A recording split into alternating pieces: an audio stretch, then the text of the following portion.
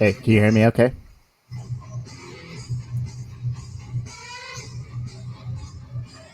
Yes, can you hear the demonic growling? Yeah, I can. And then you can hear me. Yeah, I can hear you too. Okay. Okay. I'm I guess gonna I should turn the go music ahead and off. forward. Right? Yeah. I'm Do what? gonna go Do ahead and what? I'm gonna No, forward the link that to was Jen. just Huh? yeah, she No, can I was come in just now saying. if she wants. Yeah, she was just waiting for the link. Let me just go Oh, ahead and do okay. that here. I thought you were Gmail gonna stops send it. being. You want me to? Uh, no, I'm just You sending it want me now. to or Gmail is you just want being. to? I'll go ahead and send it. Gmail is just being slow. Okay. We should also be joined by Gregor Zane soon. Um Okay. I thought you had read his stuff. The Hanover Block. Um Uh, no, I haven't read any of his work yet. Something about a dark angel. Fuck was it? Mm. He's written a lot of stuff that's like under the radar, but it came from hell and smashed the angels. Does that ring a bell? Doesn't know. It does sound Mr. like it Tucker comes and in Me, my Taboogasm, no. none of this. Um, I thought you no, reviewed a I think book for him or something. I don't know. Maybe he was in an anthology or something, but I don't remember him. Okay. How am I sounding? Because I did literally no prep this time. You sound okay to me. Okay. Well, I guess one or the other will be along eventually, you know, and this is just for kicks anyway, right? So Yeah. Oh, well, I didn't this realize is it was what live. we are live, yeah. uh, yeah, let everyone just see the behind the scenes looks. Yeah, there is no behind the scenes. There's only the scenes. You know, it's very radio verite. Yeah, we have no professionalism, so this is But it, see, people. that's great. Don't you see? That's great. We're killing professionalism. We're like the Buffy of like professionalism. We're killing it dead. Would you? Yeah, We're the that. Buffy of Would you like fries with that? And something's not working with the sound. You know, we are the Buffy of all that. We are the Buffy of thank you, have a nice day.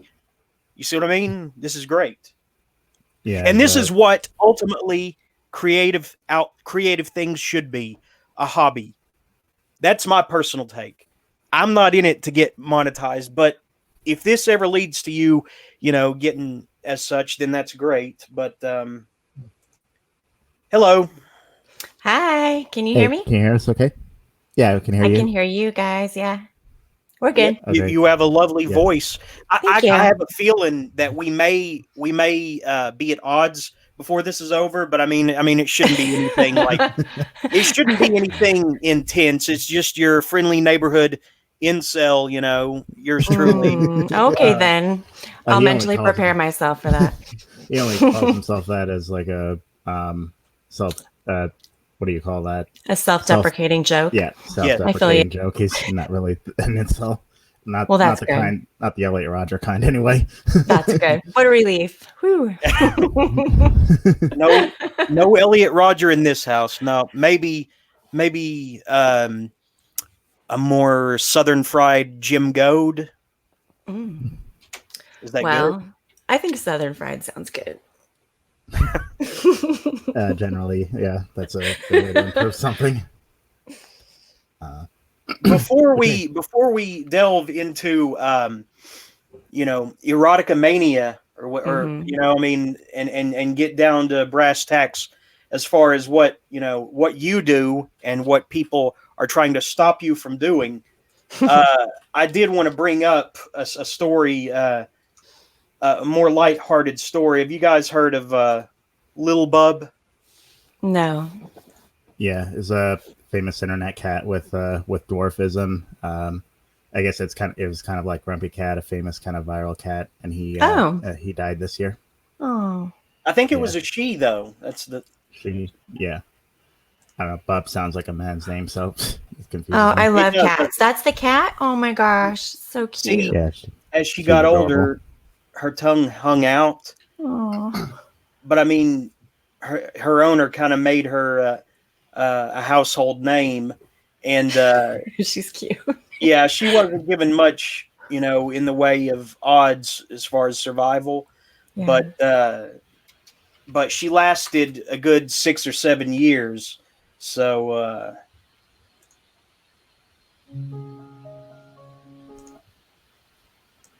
I'm not going to play the whole thing. Just She's a cat celebrity, and that happened. Oh, I love cats. I have entirely too many. Yeah. I'm turning into a cat lady, actually. I'm also a cat lady, so. How many are you at? I have 3 now, but they're Bengals, and I have a Russian blue. So I have 2 Bengals, 1 Russian blue. Yeah. My apartment doesn't allow pets, so I'm kind of just in kind of a foster cat dad to all my friends' cats. Well, that's something. Oh my gosh, this cat is so cute. Oh, look, so happy. What a sweetheart. She's got extra toes on all her feet. Yeah, actually, I didn't hear about this one until Look at her. this year. Oh my gosh. She was not supposed to be able to even walk like that. Well, she's a trooper, obviously. And he turned it into a message of empowerment, not to be, Oh. all gooey or whatever, but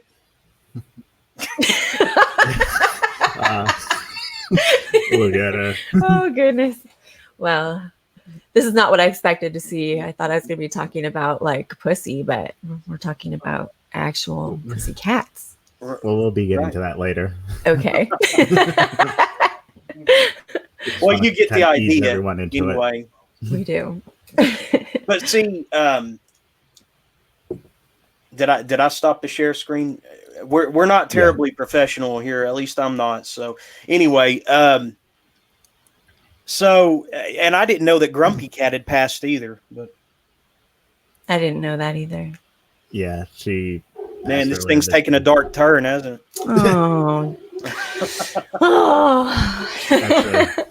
That's the thing with animals. They're there to make you happy for a couple of years, and then they die on you. Yeah, it's sad. Yeah. And there's one in the background there too. That's some dog, random dog. Don't know him, but there's something serious going on out there. So, one of your books can only be found on the book patch. Has it been banned from Amazon? It has been banned from Amazon. Well, when did this happen? When I published it back in 2015, they wouldn't allow it to be published because it contains things that shouldn't be on Amazon. I guess you're allowed to depict rape, right? Mm-hmm. But if it's an underage person that's being raped, then it is not okay for Amazon. So that's what's in the book, and that's why it is not okay to have on Amazon. Since you say this, and I'm not familiar terribly, is it from a position that the character experiences this, and as it's not celebrated, but it's for the character's growth? I would hope, right? This story is actually based on a true story. Okay. Based on a girl that I read a news story about when I was young, and it stuck with me. And when I went to write a book, I never intended to publish this book. I just started writing it because I felt like the story was inside me and needed to be told. So I tried to tell it from the perspective of the girl. Like, what would it have been like to really be that girl who was actually kidnapped and forced into sex slavery? What would that be like? And I wrote it from that perspective and tried to really keep it authentic to what a young girl would really feel and experience. So maybe some people do get off on this book, right? But when I wrote it, I wasn't really intending it to be erotica per se. I was just telling a serious story, but I happen to just like to write about sex and kind of focus in on the details of the sex more than maybe some of the other aspects. So people kind of were like, oh, you should publish this book. Everybody I let read it said you have to publish it. So I decided to try, and it was really tough because Amazon wouldn't allow me to. Most of the mainstream retailers will not allow that kind of material. So I found a place that will allow me to put the book there, and they will distribute it for me. And I am the publisher. So nobody really has any of the issues or the problems that would come with publishing it because I'm the publisher. So those are my problems. So far, nobody has come after me. You know, Yes. The traditional publishing paradigm to me is just broken anyway. Mm-hmm. I mean, why would you publish, traditionally through a publisher where they get a bigger percentage of the profits than you do? Right. And honestly, that is the truth. Like 50, well, I'm sorry. 50, well, they take about 70% okay. If you publish traditionally with Amazon. They have a new thing that you can do where you get 70%, but they put a lot of restrictions on it. So you can only make money in certain instances when people buy your book a certain way. So either way, you're taking a chunk out of the profit. But what you're looking at with Amazon or something like that is their distribution is huge. So people are actually going to be exposed to your book. With Erotica, we can't advertise on Amazon. They won't allow us to. So it's actually better for, I think, Erotica authors to publish the way I've published Hollow Girl, because you make 100% of the profit. There's really no drawback to it as long as you can push people to your book. But a lot of people are like, we rely on Amazon to show people our book. That's true. And when you published Hollow Girl, I can't remember. You still had your original Slut Problems Tumblr when you published that? I did, and I had a lot of people that I could just say, hey, here, buy my book. And I sold over 3,000 copies of the book. I'm not sure how many I've sold at this point. I'm probably closer to 4,000 now. Yeah, this is not the original Tumblr. This is her website. Her original Tumblr was unfortunately deleted, and they never really gave you an explanation why. They never did. I wrote them 10 emails, maybe 15 emails, just saying, please reinstate my blog. I didn't do anything wrong. But the truth is, there's a lot of wrong things that happened on that blog. So if they did delete it, I'm sure they had a good reason. I gave them lots of reasons. But I really tried to follow their rules and stay within their rules. But I think just my nature is, if there's a rule, I'm going to see how far I can push it before I get shut down. So I've been shut down on many sites over the years, and I just try to pop back somewhere else, And you have managed to keep the Slut Solutions Tumblr up, even despite the Tumblr purge that happened last year. Yeah, I'm surprised that they're still allowing it to be there, because I still have porn. Like, if you go back in time, there's still tons of porn on it. I tried to delete a bunch of it, but I swear it would take you like weeks to delete all the porn off of there, the way they have it set up. So yeah, this is probably TMI, but I have my own like not safe for work Tumblr that's obviously flagged, and I reblog porn on it still all the time. Mm-hmm. And they don't do anything? I mean, sometimes it gets flagged, and I just delete it if it gets flagged, but it's still on there. It's my, what's funny? My feed on there is still nothing but porn. Lucky you. Mine's like really rated PG now. It's kind of sad. I miss porn. You know what's really funny is that I can't go on Kevin Strange's site, even though it's not. The Wi-Fi at work, it blocks it as if it is porn. That sucks. Yeah, it's kind of weird. It's a friend of mine who was a filmmaker and an author, and on the seedy side, not quite in the same vein as yours, but yeah, that porn blocker is very unreliable in the first place. Mm-hmm. Yeah, I don't know why Tumblr thought that they could really get rid of all the porn. That was the dumbest thing they ever did to their business. Oh, that was ridiculous. It's like I understand them wanting to clean up kitty porn on the site. Of course, get rid of that shit. But Yeah. they took a huge loss when they tried to get rid of porn. They sold to WordPress for like almost like millions of dollars in loss. Mm-hmm. Yeah. Yeah. And now I kind of think they like, because of what I said, I think they're kind of like more lenient on it, despite the fact that they still delete a lot of blogs. I think they're just like, well, we'll only like delete the ones who are the worst and just kind of let everything else happen. WordPress has said they aren't going to reverse the ban, so we'll have to see what happens there. Yeah, I know a lot of my friends have gotten their blogs removed recently, and they're not even doing porn. They're trying just to do erotica stories like I do, and getting deleted. I think people just report them, and if people are reporting you constantly, it's like if you get so many reports against you, eventually you get deleted, and it's just computerized. So if there's nothing you can do about it but ask, can you reinstate me? So that's kind of the way Tumblr's system is. They don't tell you that, but that's kind of like how it works. It's all computerized, and it's not foolproof. So a lot of times people get deleted even though they don't deserve it at all. So yeah, it was it's weird. bad. My original Tumblr blog, which had a lot of followers on it, got deleted like right before the purge happened, and then they reinstated it like 6 months later, and then like 1 or 2 months later they banned it again. That sucks. Yeah, one of my friends, same thing. So maybe it's the same person. But yeah. So I see you have my other book up here, Swing Glow. Yeah. This one is it's a different animal completely. It's on Amazon. Accessible.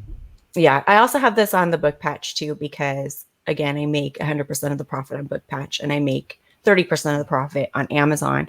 So I don't really care to sell on Amazon, but some people like to have that the Kindle, they like to have that kind of thing. So I made Swing Glow available on all mainstream sites for people so they can kind of just take the book with them and read it.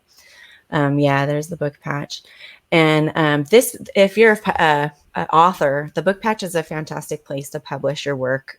They create books for you. So, and it's like a by order basis. So when someone orders your book, they print it on demand for that person. So you don't have to print up a bunch of books, which is great.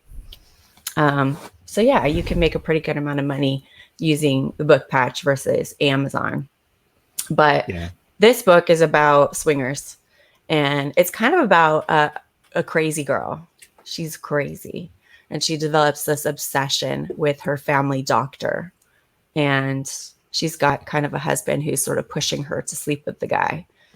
And so she does, but then she gets hooked on him, and she can't stop obsessing about him. It just gets a little crazy. And it's set in the swinger lifestyle. So for people who are curious about swingers, it's honestly a really great book to kind of read about what swingers go through, what that lifestyle is like. Yeah, it's a very well-paced book, because it does start off as very very lighthearted, with a lot of like sex moments that are both goofy and erotic and just kind of fun. And then as it goes along, it gets increasingly very dark and tragic. And I think it makes that transition very well. Thank you. I actually modeled the main character after myself in this book. I had a story I needed to tell about my lifestyle as a swinger. A lot of the sex acts in this book are completely based on true stories that actually happened to me and my ex. We're no longer together.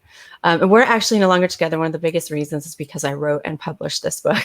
He was so mad at me. And I was like, this is art, honey. And if you can't deal with it, then you know where to go. So it's a pretty intense book. And I feel the ending is probably, I felt the most powerful as a writer when I wrote the ending of this book, and it's very intense. Definitely. It's a bleak ending, but it's very effective. Yeah. like every time I read it, I'm just like, Jesus, what did I write? That's good, right?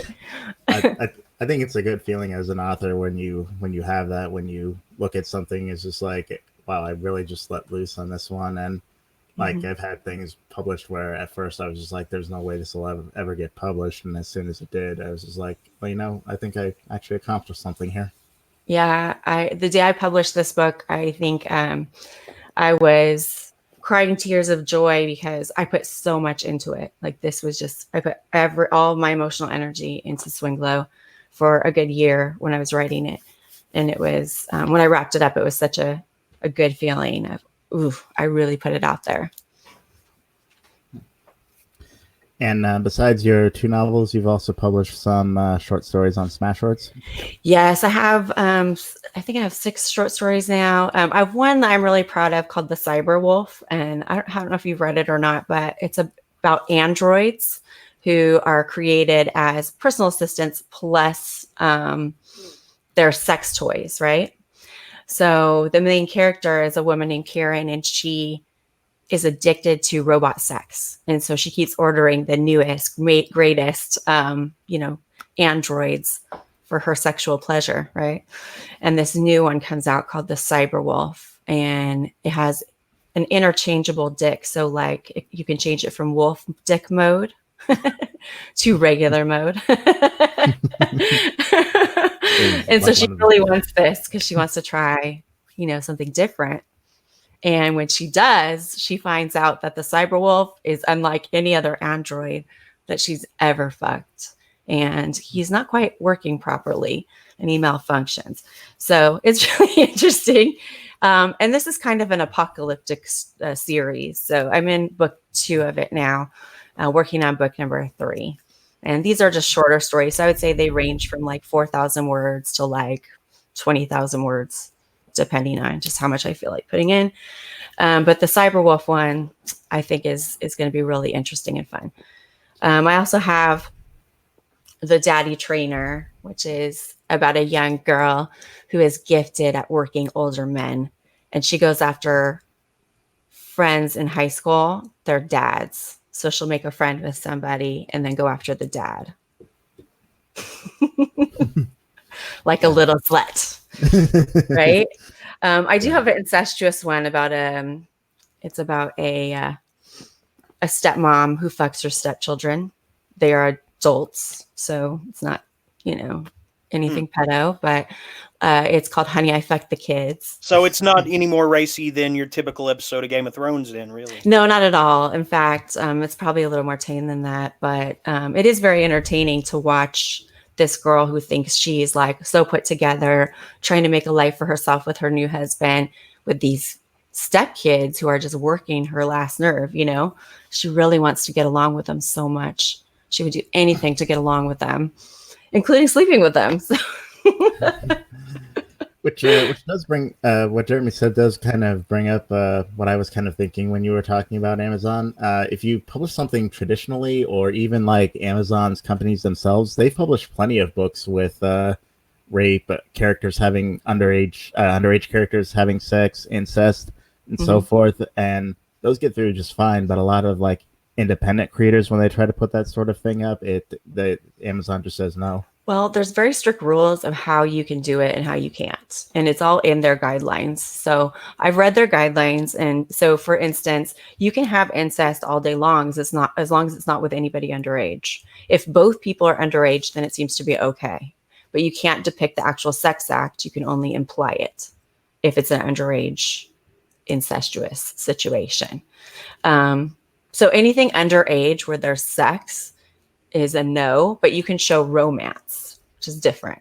So if I'm writing hardcore erotica with underage kids, no, you can't have that on Amazon. But if I'm writing hardcore erotica with adults, then I'm good. But if I'm writing romance with kids, I'm okay. Yeah, well, I mean, I think that's probably that is a good measure to have.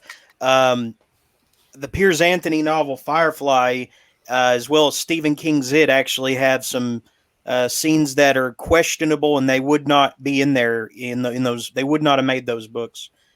today. I don't know Right. if you know what I'm talking about. But Yeah, I do. And in the old days, yeah, I would say you could get away with that, but only if you're relatively famous and you have a publisher backing you up saying we're willing to take the responsibility for this. If something goes wrong, that's on us. But nowadays, everybody's their own publisher. So even if you publish on Amazon as a self-published author, and they find something that they don't like, if Amazon's the publisher, then they can tell you, no, we're not going to publish this anymore because we don't want to take the responsibility for it. You know what I mean? But they also sell ball gags and all sorts of other accoutrements, you know. I mean, Mhm. that and what Bigfoot erotica, dinosaur erotica. I mean, Right. they're not. Well, and that's the thing is like you can't do bestiality at all. So like a woman having sex with a real wolf would not be okay. But a woman having sex with a cyber wolf is just fine. Or a dinosaur, that's fine. Well, I mean, An but alien, that's fine. he said she wasn't having sex with the robot wolf at all because he couldn't get it up. Did I misunderstand? Or No, he has an interchangeable deck, so he can no. always get it up. Which, And you can change the size too on it as well. So like if you want like 12 inches one day, you're good. You want 5 the next, you're good. So like cyber wolves are good for that. you put a lot of thought into this. It's like a Swiss Army knife, but like a dick. There's all different. Yeah, the plot you described kind of reminds me of the Japanese movie 964 Pinocchio. Have you ever seen that? No, I haven't. Tell me the plot. I'm interested. Well, it is about a and it's where Jeremy brought this up, but it is about a it's like a semi post-apocalyptic world where there are these like robots that people buy to have sex with, these sort of like androids. Yeah. And it's the titular 964 Pinocchio is a robot that gets kicked out by its owner after it stops being able to get it up, and he's taken in by a homeless girl who tries to teach it how to talk and how to like be a normal person. Mm-hmm. Yeah, it's a very weird, surreal movie, but I enjoyed it a lot. I like it. I really like just a little sci-fi fantasy, but also mixed in with, you know, some reality too, because I really like reality. So I tried to think about like, okay, if this were real and robots were really the thing, like what would actually happen to the human race? Like what would we do if we no longer needed men? I mean, because really, if I had my pick of like however many robots I want and I could afford all of them, I would just have like 20 robots. And like, would I ever fuck a human man again? I don't know. Yeah, that's kind of the conundrum when those pictures of the one female sex robot with the big fat ass came out. Mm-hmm. It's just like this idea of what does this mean for like interaction between the sexes in the future? Right. People are just going to bang robots. Yeah, and that's kind of what my book is like. It's about just this woman hasn't had sex with an actual human male in probably 20 years because she's got robots and she doesn't need them. She doesn't need men. And someone asked her like, what about having kids? And she's like, well, if you don't fuck human men, then you're never going to have kids. And I think I just came to terms with it. Okay. But so what would happen to society if like we stopped having so many children and our population started to shrink and robots became more prevalent than human beings? What would happen? Yeah. And I suppose there's always like a artificial wombs to replace having actual children. Right. And just all kinds of crazy, I guess, adaptations that robots would be made to have in order to help with human conception. So maybe you could actually get pregnant from a robot if we program them properly, right? Yeah, if you could like put an artificial womb in a robot, and I guess that gets into other have a human of... female and have the male be able to actually inseminate her. True. And that actually gets into other issues of, at what point do robots get smart and human enough that we have to start actually treating them like humans? Right. And of course, that question has to be addressed. in my series, and I've done a lot of research on this. I've been actually researching robots for a couple of years now, just reading up on all the newest, latest, greatest, just general robots, not necessarily sex toy robots, because sex toy robots are very limited in terms of what they can do versus robots that they're building to, actually help them build machines, or robots they're using to help learn how to have conversations with people. There's actually a newscaster robot in Japan. I was like, whoa, she's actually a newscaster. That's a concern in general, the idea of robots replacing a lot of people's jobs, like Andrew Yang, a presidential candidate. That's a big part of his platform. His solution is a universal basic income for everyone. But I guess I don't know if that's a good solution. but yeah, I suppose that's another thing, is if we did have robots, then what do sex workers do? Right. Well, I think there's always going to be a need for sex workers, because there'll always be poor people. So like robots are really going to be primarily for people who have money. So if I'm just like a regular person, I'm probably not going to be able to afford the newest, greatest robot sex toy. I'm going to have some like old one from 10 years ago, or I'm going to turn to human sex because that's cheaper. Fucking freaks. So we think about these big issues. So I actually do want to share with you, I have a new book coming out called Naughty Alice. Oh, yes. It's available for pre-sale right now. And I actually worked with a group of authors. One of them named LaSasha Flame. She's in charge of the project. So each one of us did a different fairy tale and retold it in an erotic romance kind of way. So it's not as hardcore erotica as a lot of my other work. So this is more of a erotic romance. And mine is about Alice in Wonderland. So it's called Naughty Alice. And I did a very awesome retelling, I think, where she is in a mental hospital. She has schizophrenia, and she has this guy that looks after her, and he writes her these stories and reads them to her, and they're about Wonderland. But now that she's 18, he started working in some sex shit into the stories, and she's starting to get like really horny and wanting to lose her virginity because she's trapped in a hospital, and like there's a bunch of old guys in there, so she's like, how do I lose my virginity? How do I get laid? And so she escapes to Wonderland in her mind, and she does some nasty shit there to kind of, compensate for what's going on in real life where she's not getting any. So almost very sweet. Almost like an erotica version of American McGee's Alice. Yes. So it's actually a very, I feel like it's kind of a little bit creepy. There's a guy that's into her, but he's kind of known her since she was a kid. So it's a little bit creepy, but she doesn't see it that way at all. She sees him as just someone that takes care of her. But doing the research on this, I don't know if you guys are aware, but the real Alice in Wonderland, the stories were written to her by her brother's friend. So it's like her older brother had a friend, and this guy just started writing stories for her. And he was much older than her, like maybe 13 years older. So the stories that he wrote for her, he would read to her. And I don't know what kind of weird relationship they had, but reading between the lines, I'm going to say that they definitely probably crossed the line there. Yeah, there are a lot of rumors that Charles Dodson, which is Lewis Carroll's real name, may Correct, have been trying to groom Alice Liddell. Mm-hmm. Exactly. You do know the story.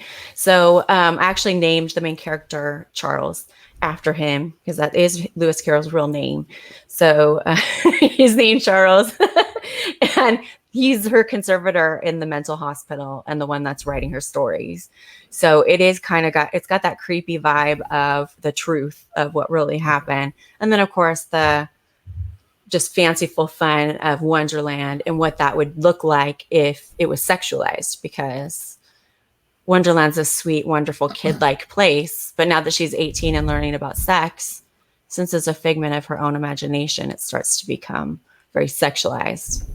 It's very fun. And I think that's one of the biggest appeals of your work for me is that you do these very vivid erotic scenes, but there's always but there's many times a very dark undertone to it, which to me is appealing, and I'll let everyone determine what that says about me.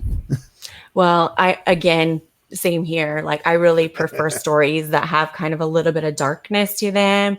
And that darkness can take on many forms, but I just think we shouldn't call it darkness. We should call it truth, or reality, because in truth, human nature is dark. And so when you're able to paint a picture of characters who are doing regular stuff, but you can see the inner darkness that they try so hard to hide, that's what I want to show in my stories. Is I want to uncover what is the darkness inside these people. Why are they doing these things they're doing? On the surface, everything looks so good. Underneath, you see they're just human, and they make mistakes and do awful things when no one's looking. And sometimes when people are watching too, right? Right, exactly. Gregor, can you hear us okay? Are you there? Yeah, I can hear you just fine. Are you able to hear me? Yeah, we can hear you. Okay. Hey, Yeah. Hi, Gregor. Hello. We were just talking about people fucking robots, you know. I know Yep, that's another a very. day. I like that topic. Yeah. Zachary Magaha is on one of his Indiana Jones style quests for rare books, so Gregor Zane will be replacing him today. Nice to meet you all. Nice to meet you. Nice to meet you. Gregor is also an author who recently released Brides of Hanover Block, which is a sequel to the original Hanover Block. And you're kind of more self-published than traditional as well, right, Greg? Yes, yeah, I've got some stuff in anthologies or whatnot, right? But the bulk of the stuff that I publish is self-published under an imprint called New Dollar Pulp. But yeah, it's self-published. Awesome. How do you feel about sex bots, Greg? Well, I mean, I think that they will probably serve a good purpose for folks. Hopefully, they can get down in price so that the folks who would probably be able to use them most or benefit from them most would be able to afford them. But I don't know, if they'll ever get mass produced enough to have that happen. I think they will.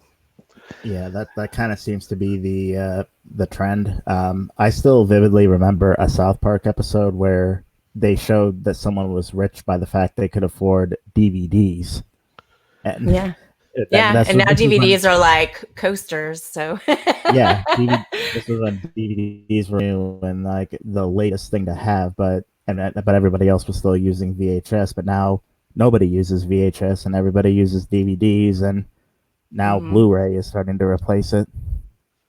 Yeah, I mean, I think that they'll probably come down in price quite a bit, and then my guess is that they'll be synced with like a augmented reality VR experience as well. Yeah, that sounds fun. Yeah, so that's my theory as to where it's going, is that they'll be synced with the VR experience and augmented reality. So they won't have to be they won't have to be as expensive then, I wouldn't think, right? Well, if you just rent them. Right, yeah. I mean, I personally would not want to rent such a thing, but I think that to each their own. I would just be worried about not being clean, Well, I mean, it's the same as like going into a brothel or something. Like you're kind of like, well, this is a used up hoe, but I'm horny, so I'll just go ahead. That is true. I mean, wear rubber and hope for the best. Yeah, I mean, it just depends on how horny you are and what's going on.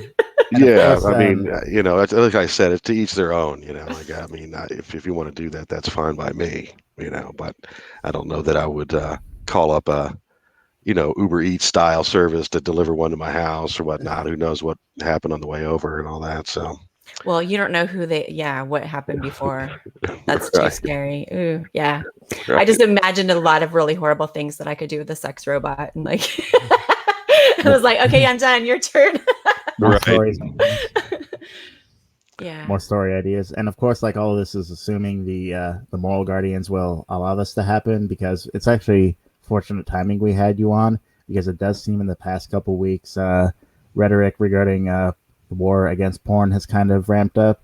There were 4 Republican congressmen who sent a note to the Department of Justice stating that they should be enforcing existing obscenity laws more strictly. And you have a few conservative moving mouths really shouting to the top of the sky about how we need to ban porn, get rid of porn, obscenity is not free speech, that kind of thing.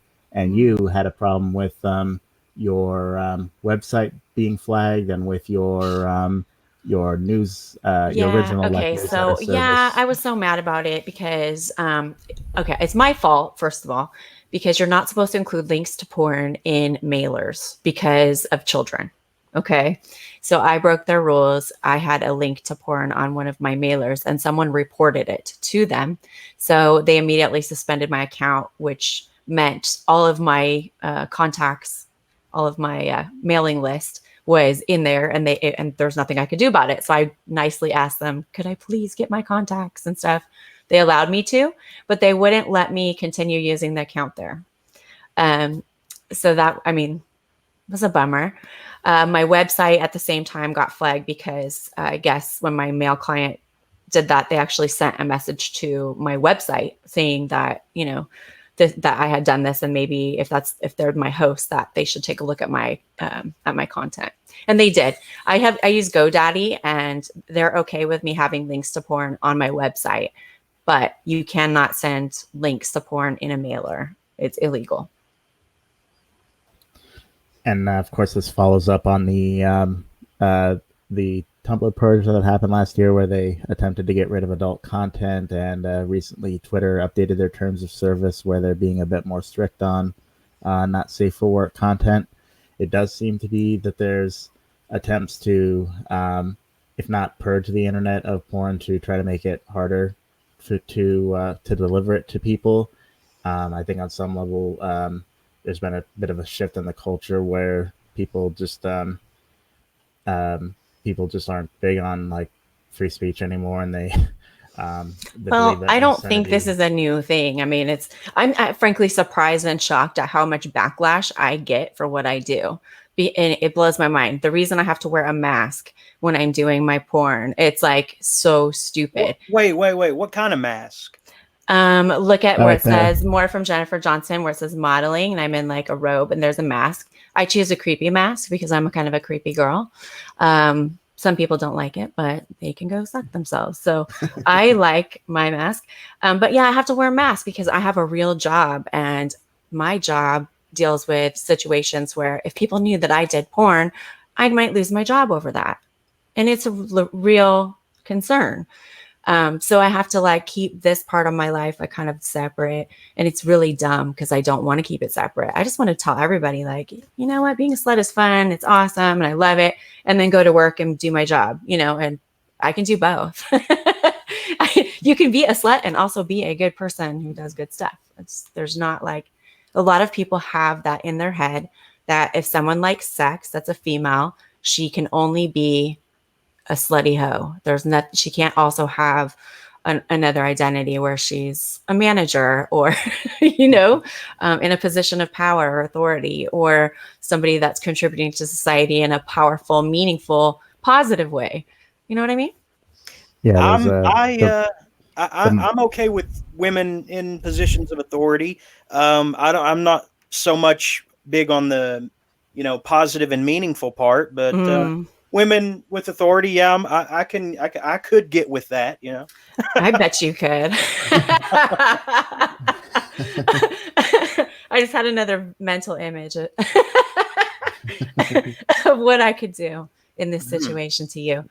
But there's a female robot for that. Did you know that? They'll tie you up and like talk shit to you. dominatrix In their bot. robot voice, though. It's like, I'm not just a- sold on the.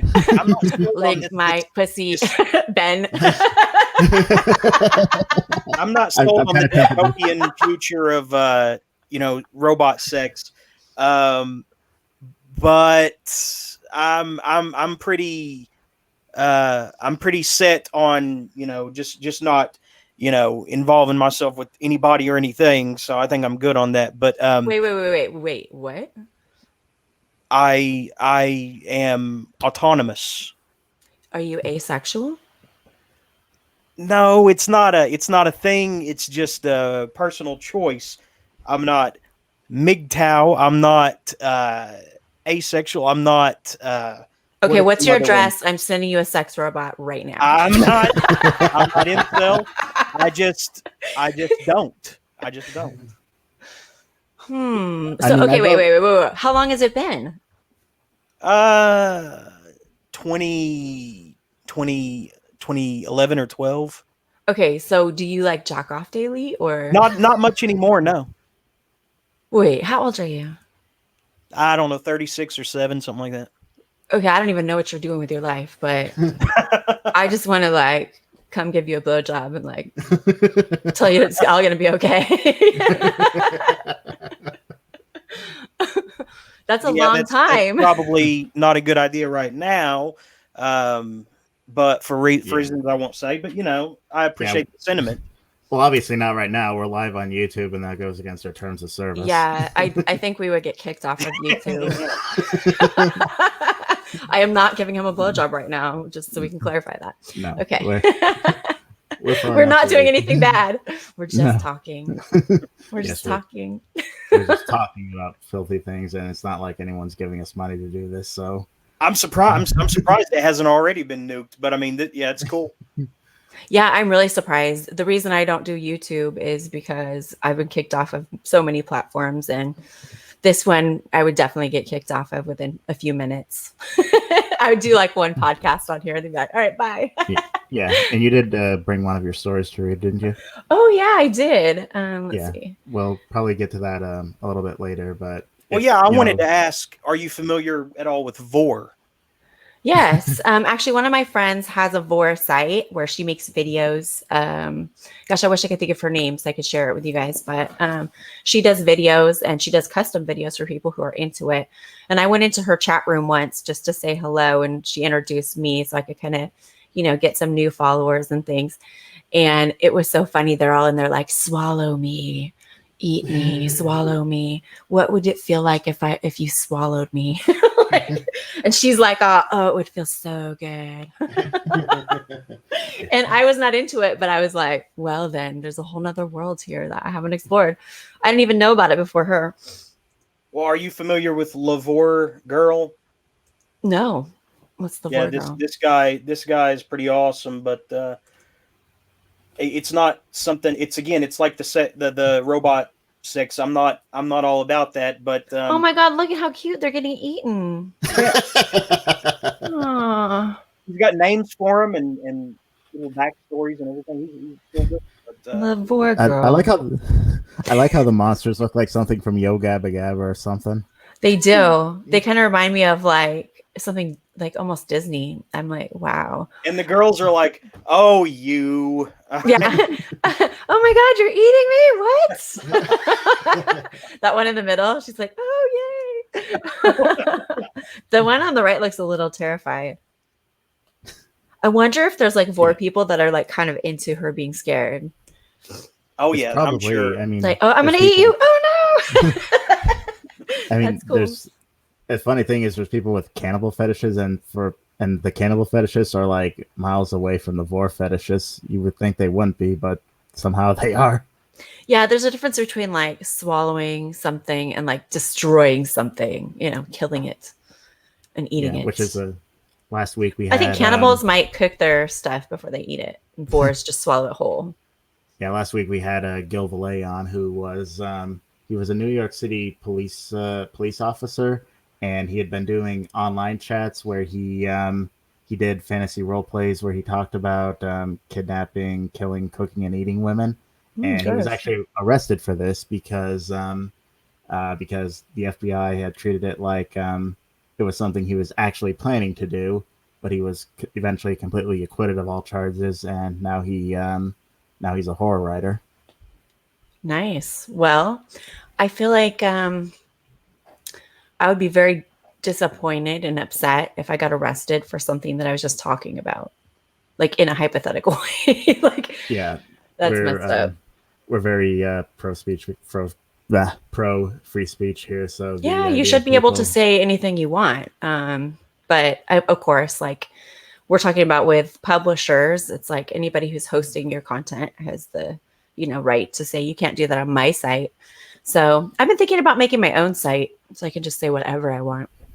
right? Exactly. There's definitely a certain worry with these internet companies gaining a hegemony over the market to the point where it's almost impossible to find an alternative. You can do, from what I understand, you can do hosts from other countries. So, like, if I had Guatemala host my stuff, I could say anything I want. True. There's still that.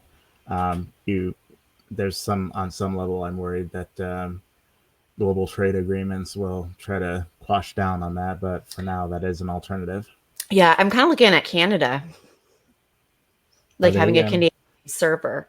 are they pretty good about that? That's About what I letting people hear. say, I'm still in the middle of doing my research, but I was talking to a guy who had a server from Canada for several years, and he said it was great and cheap, and he could say and do anything he wanted on it. So I'm kind of looking at that, like maybe that's the way to go. Because here, if you try to create your own website that contains pornography, you have to pay a lot of money to do that. It's expensive. right? But And if you there's do it from Canada, it's not expensive. So it's yeah, just, yeah, and even with payment, there's also the problem of a number of banks and payment processors refusing to work with people who do adult content. See, mhm. that's And advertising. No one wants to advertise on your page if it's porn. that's the thing. I'm seeing that more, not just with not with porn people, but I mean with just typical YouTube personalities who are controversial, or no, maybe even not even that controversial. I'm seeing these stories about PayPal shutting them down, Hmm. their own banks. This I don't see how it's possible they can do that. A bank is not a business. A bank is a bank. So I don't see how they're allowed to do that. How they get to choose who banks with them.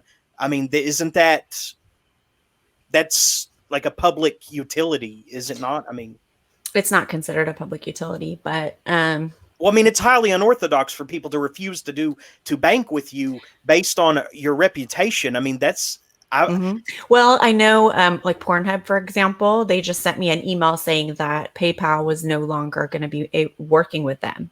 So we have alternative options to get paid because they no longer will be able to pay us through PayPal.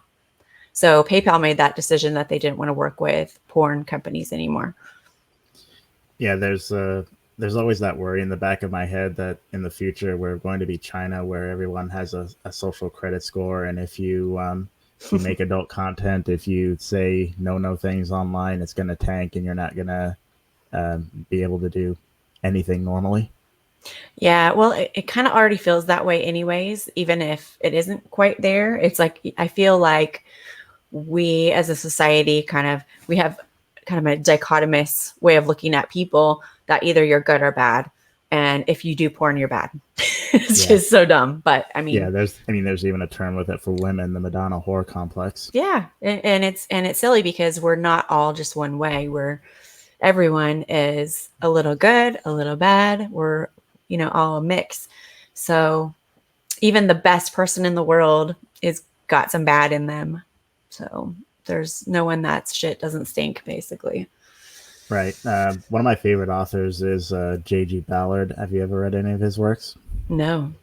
Yeah, his especially his novels, Super Canes and Cocaine Nights. Those are Hmm. big on the ideas that trying to create these futuristic, maybe not necessarily futuristic, but these like sort of like luxury living spaces where there's like no crime, no poverty, Hmm. anything like that. It results in the people internally rebelling and engaging in, I guess, acts that would be considered deviant by most people's standards in order to, well, basically in order to feel alive, because without it, it just feels all sterile and meaningless.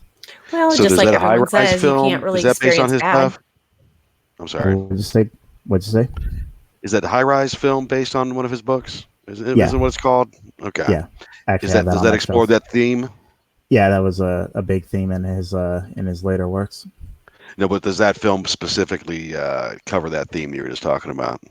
I don't know. I have High Rise on my shelf, but I haven't read it. But I've actually heard that the Cronenberg film, what is it? The one where people turn into sex zombies inside Oh the yeah, high rise yeah, building.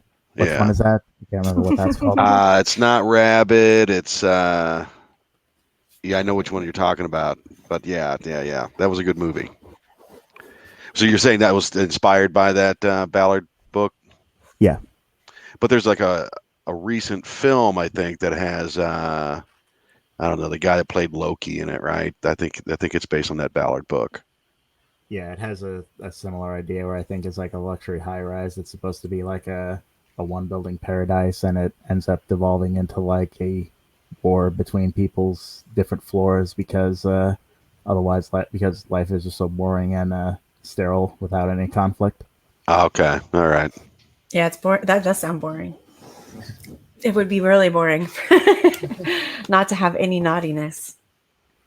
Right. I'd survive Even, about 2 seconds. You know, it's you realize though it's not just conservatives that are doing the censoring. There's a oh, huge obviously. portion Yeah. of liberal censorship right now. I mean, you guys realize that, right? Yes, it's coming from every direction. And it Yeah, always there's has. Really, this has always been an issue, and But not like censorship this. is huge. So, This is insane, though. I think it's reached a feverish level. I mhm. mean, I think it's just getting back to they're trying to get back to pre-internet levels of control, right? That seems to be the objective. it does seem to be that way. That Where sounds pretty impossible when there's so much information that's just freely out there Right. for It does seem like an whoever. impossible task, but it does seem like where they're trying to go, right? Now that they do have maybe some technological solutions to try to get close to pre-internet control, they're trying to, tighten the screws as much as they can. It kind of seems like when Tumblr tried to get rid of porn, that would be the equivalent, because it's an impossible task. Because pretty people much, want to find the wrong stuff. That's why they go on the internet. Right. yeah, with Tumblr especially, it's just like, oh, you tried to get rid of porn. Well, now it's just underground with everybody being fucking flagged. Right. Yeah, I open it and see porn constantly, but as soon as I post anything that's porn, it's flagged immediately. Yeah, there's like ways to get around it. Myself, I'm too lazy to figure out how, so I just reblog. Yeah, that's smart. Are you logging into my website right now? Or you're sending me a note? Not that much up. He's taking you up on that offer. I'm a slut too. It says, "Dear slut, thank you for sending a sexy confession."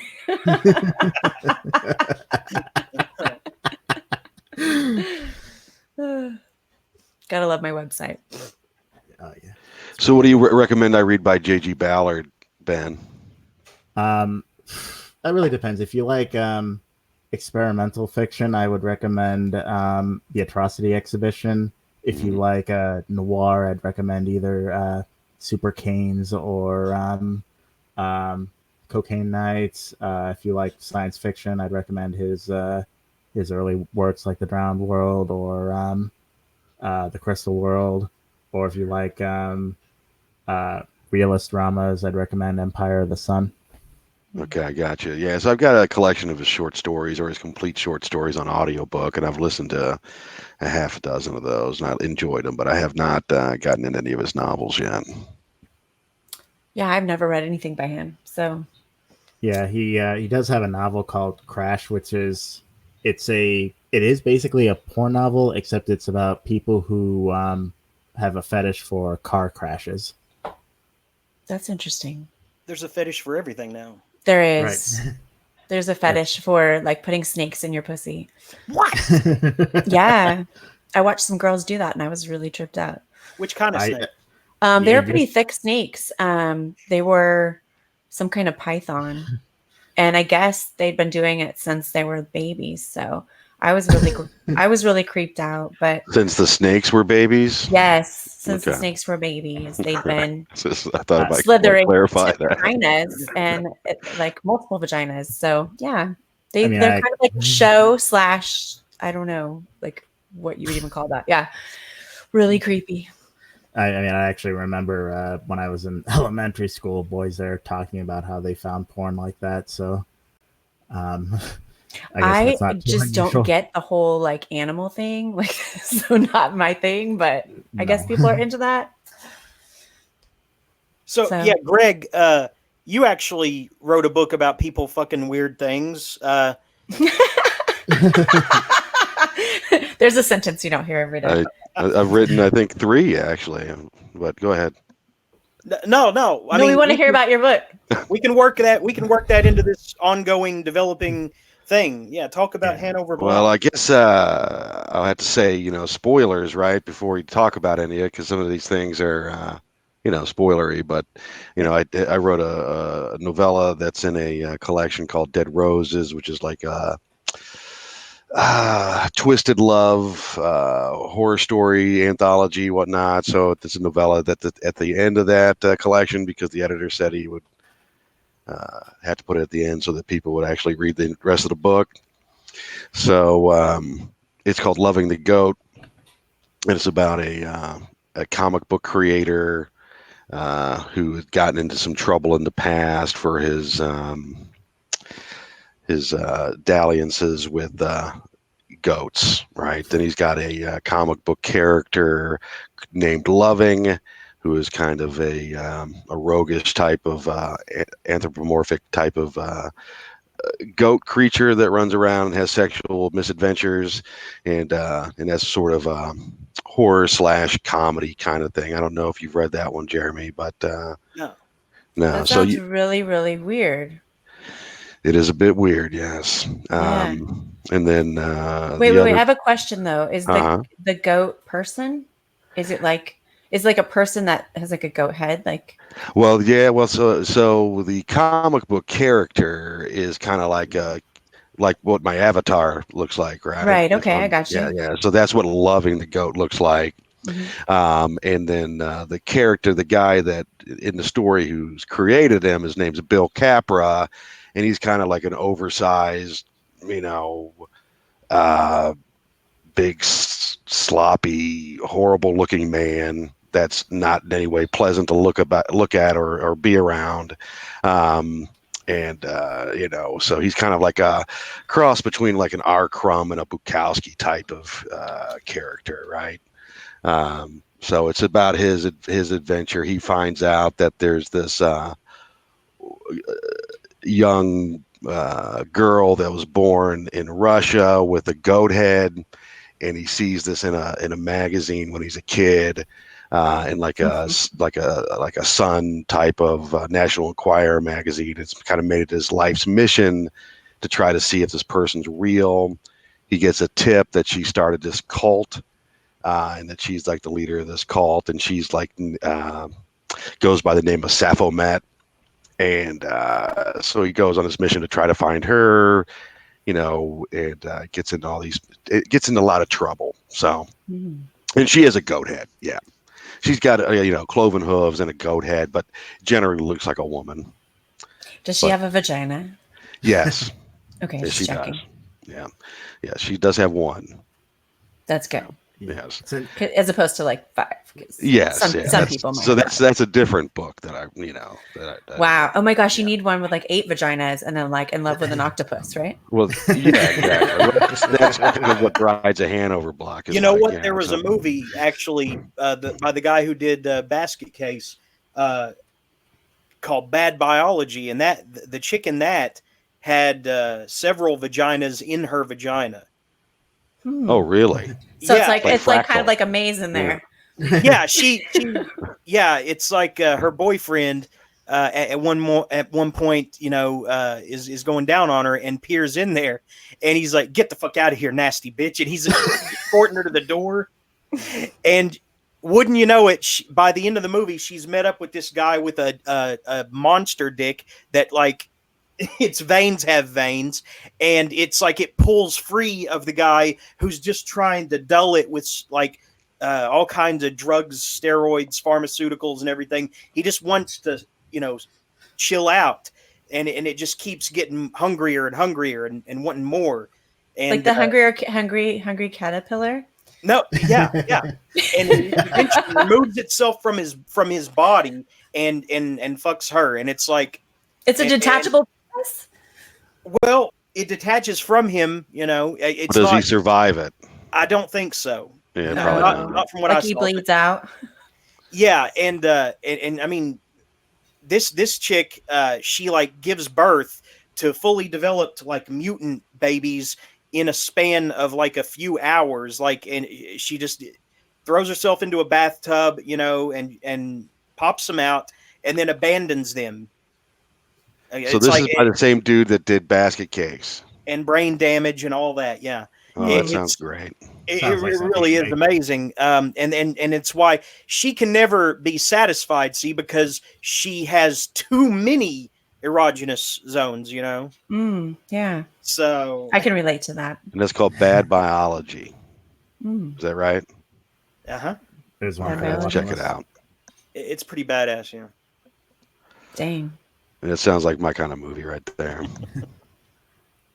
There's no goat heads though. No, well, I don't know that. I mean, are there any goat heads? No, Jeremy. but there's an art installation at one point in the movie where they get a bunch of these like black dude gangster types to serve as like I don't know, parts of the exhibit, and the women in the exhibit have these like vaginas molded onto their heads, like plaster cast or whatever. And the black Imagine dude- being the artist for that. I'm and sorry, the black that's- dudes are like the black dudes are sticking their fingers in. They keep sticking them in their mouths and everything, and it's we're artists here. They can't hold us back. When they shut the installation down, all of a sudden these black dudes are like all about fine art and everything. That's how the joke is supposed to play. Oh my. We've been talking about J.G. Ballard. I think J.G. Ballard was actually the one who said that something along the lines of pornography is like the most socially immediate form of art in the modern world, or something like that. I believe that. I feel like it's art. Like when I'm fucking on camera, I definitely feel like an artist.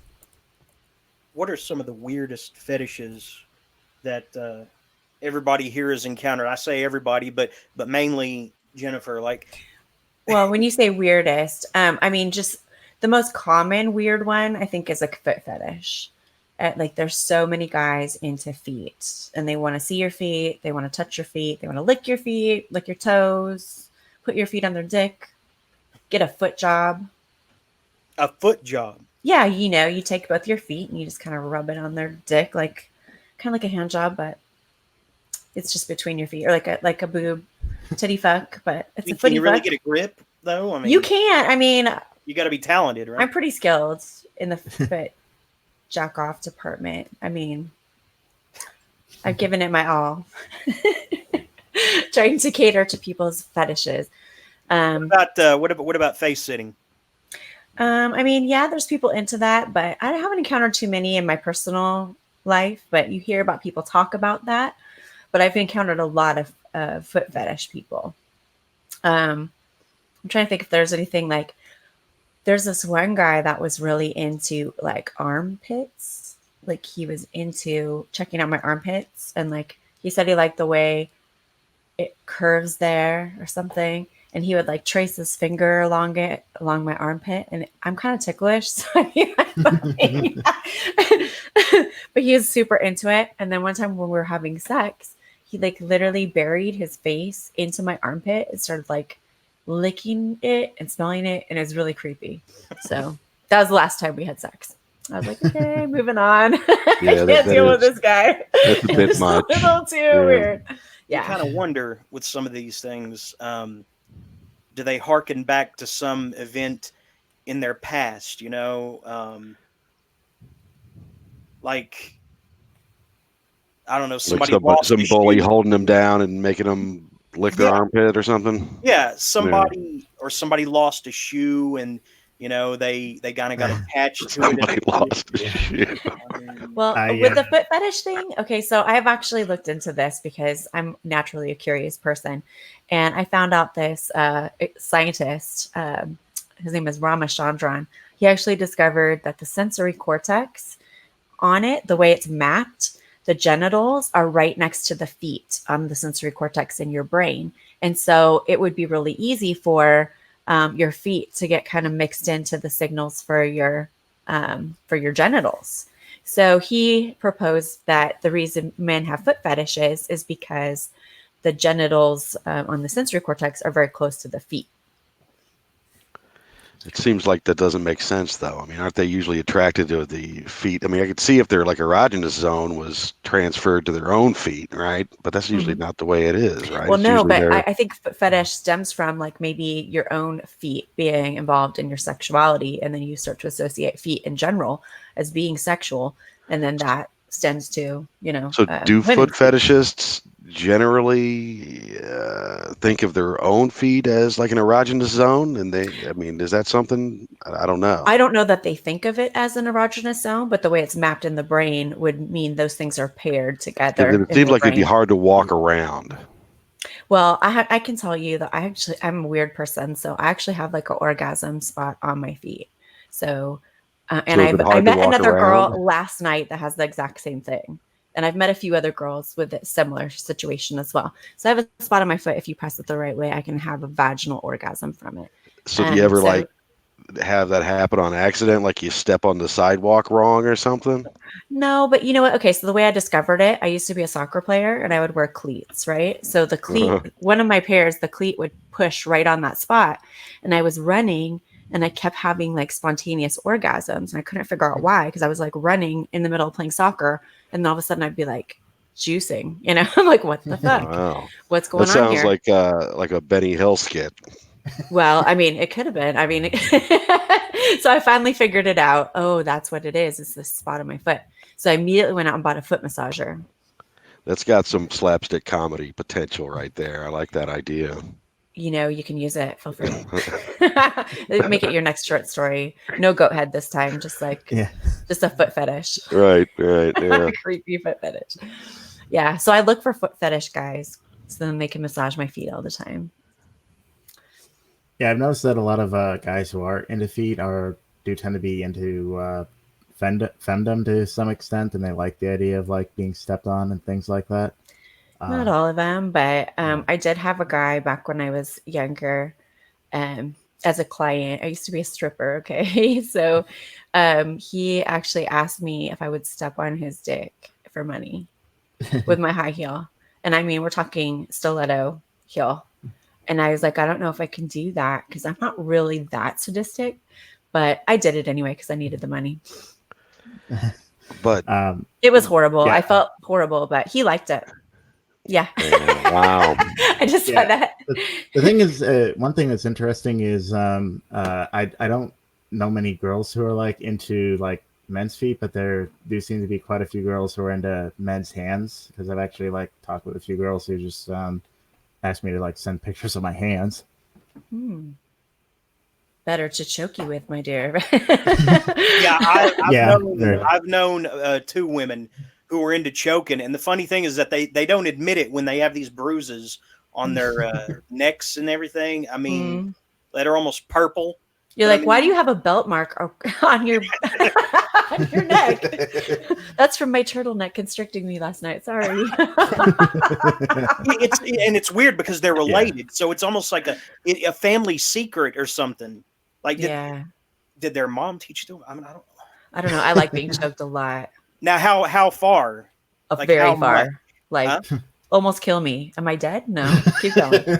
So what do you tap out like a UFC? I do. I double tap up if I need to stop. Do they ring the bell? I mean, You can't speak. So, yeah, I just tap. Well, you wanna when you're choking a girl, you want to press on the sides, not like on the windpipe. Correct. Yeah. And besides, the sides is where it really is, anyways, because we just want the restriction of our blood flow. Basically, it's like kind of nice, and that makes you feel a little lightheaded, and then you start to come. It's good stuff. But for Yeah, me, I so come when they release. It's like a buildup, and then as soon as they release, I'll come really hard. it's like the same principle as autoerotic asphyxiation. Right. Same. Yeah. Same thing, basically. And I like it. It feels good. Is it like a high? Is it really like a? Yeah, but you're killing brain cells every time. Like you're like, oh shit, how many brain cells did I kill this time? You feel really lightheaded, and like restricting your oxygen is not really the smartest idea, but it does feel really good. But you have to have somebody that knows how to do it correctly, or you could die. So you have to really trust the person you're with. See, I the last this one girl that I was with, I couldn't get her to understand the concept of safe words. Oh no, that's that's She rough. wasn't very Uh, like role play to begin with, Mhm. and it's like she couldn't follow my enormous imagination. She couldn't envision what I envisioned. See, Mhm. so I can see how that would go. You seem to have a very vivid imagination, yeah. especially after yeah. 20 years. No, Yeah. It's No, it wasn't but 20 years, I don't think, right? It was 2011, I think is what he said, Yeah, right? something Okay. something like that. Yeah, Yeah. but I'm just 2011. it trying. may have felt like 20 years at one point, but no. Wow. I had sex last night at like 4 a.m. I got my ass fucked really hard. Well, yeah, but I don't look like you. That's true. You But don't. None the- of us can look like you. By the way, you're in great shape. Thank you very much. I work I out mean, for having lots of sex. have you ever considered wrestling? Yes, actually. I would love to wrestle. I just need to find a partner, a wrestling partner. Mhm. Oh my God, that's actually a great idea for a video. Like me and a girl like mud wrestle or Cool. pudding wrestle. You get the kiddie pool, put the pudding in. uh, We used to watch that show. It's called like Broke Man's something. I don't remember, but Broke Man's Bikini Beach. It was this show. And this guy would basically do stuff like that. Like he would get a bunch of girls together and then he'd take like a bunch of kiddie pools and put pudding in them and like make them get in their bathing suits and wrestle around and then video it and put it on TV. I actually know another author who used to do mud wrestling, except the way she did it, she was like intentionally anti-sexy. She would like wear this like head to toe costume, and have a dildo on her head, and called herself the incognito mosquito. That is hilarious. Did she stab anybody with her mosquito? What do you call No, it? no, but Her at one stinger? point, no, at one point she apparently like got her teeth knocked out because she was wrestling against a stripper who wasn't an actual wrestler. Oh my. So she got like a swift stiletto to the face. I can't remember what exactly happened, but she was with someone who didn't know how to like do the cafe wrestling and ended up like hurting her for real. It's interesting. I'm working on a new book that is basically about female wrestling. It's so funny. It's about me, and I'm having a contest for my followers, and there's 4 sluts, and I make them all wrestle for me. Like whoever wins the wrestling match gets to be my slave, my I'm permanent liking slave. this. Yeah. Is that the Four Sluts book that you've been working on? It is. I have the ending to finish, and I haven't been in the right mood. I'm one of those people where it's like I got to be in the right mood to just slam dunk this last piece of this book. It's the one that really matters. I think the ending of a book is the most important part. So I got to make sure I'm ready for mud wrestling. It's too bad Stephen King doesn't feel the same way.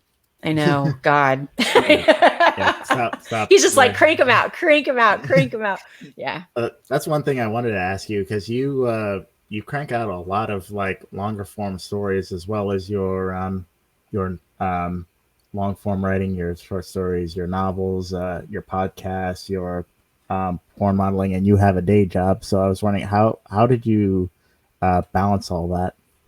I don't do a very good job. I'm going to be honest with you. It's kind of like whenever I have time, I do it. And if I don't have time, then I don't. And I feel like the one thing I do try to stick to is just daily writing of some kind, whether it's on my blog or whether I'm working on a book or something. I do devote like a certain amount of time a day to writing. So I'm always working on writing. The other stuff I just kind of fit in when I have time. So I'll schedule like a shoot date for porn stuff and I'll try to shoot a couple of things in one day. And then editing and everything else comes later. I have a new videographer right now. So he's actually really great and he makes it easier. So we're starting our own production company. So we're going to start making porn, not starring me, starring other people. That should be fun. I want to be a director for a little bit. I'm going to be like, okay, you're going to wear a dildo on your head. You're not going to get your teeth knocked out, but here's the pudding. That's going to be my next video. Who are you looking at? Do you have like any leads as far as? I'm actually looking for up and coming porn stars, people who are trying to get started in the industry. Basically, I want to be able to pay them a small amount and have them be pretty happy with what they're getting and get them exposure. And in turn, that will help me, once I get a little bit of content out there, then I'll probably find a big name person and pay for them to be in one of my videos so I can get the attention to these other people. But I primarily like to help indie people who are trying to kind of get their self out there. Do you just want to do like the normal just gonzo videos of people fucking, or do you like at some point maybe want to do like a full-length movie that has like a plot? Not a full-length movie at all, but definitely maybe a shortened version of that, because I have a very short attention span myself. So I kind of feel like, oh gosh, an hour porn movie, that's long. Maybe 20 minutes long instead of an hour long or something like that. So but I could actually write some of my stories into existence in a porn fashion. I would like to see some of my stories acted out. And since I wear a mask, I can't do that. So I would like to see someone else do that for me. So one thing that would be interesting is like doing the mask and just having like a caricature of like the person you envision being in there as like the mask. I don't understand. What do you mean? Like just like a mask that looks like a caricature of the person you envision being in it. That would be funny. I actually want to find an actress who doesn't mind showing her face so she can actually act out. I have this really cool scene I want to see acted out about a waitress. Like the waitress is at, working and she knows everybody at the, at the restaurant. But there's like that one creepy guy that stays super late and like won't leave her alone. And next thing you know, he's like raping her in the restaurant. That's what I want to make. That'll be my porn. And I have like plenty of guy actors. I just need like a good girl, a girl lead. So I want to recommend a name so bad, but I just I actually don't like. I watch a lot of porn, but I don't know many like porn actresses. Like the only one I could think of, like off the top of my head, is Charlotte Sartre. Ironically, I don't watch a lot of porn, and I don't know too many porn actresses. I know some of the guys in porn, just the ones I've fucked myself, but I guess the girls are. They all go through agencies, so I have to go through probably an agency to get someone good. Because most women, just regular women, I'm like, want to do a porn? They're like, no, they don't want anybody to know what they're doing. I gotta tell you, well, I'm sorry, I didn't mean to interrupt. No, you're good. I've got to tell you, I don't spend a lot of time on porn these days. I know, hard to believe, I really don't. But there was one that left me a little bit conflicted.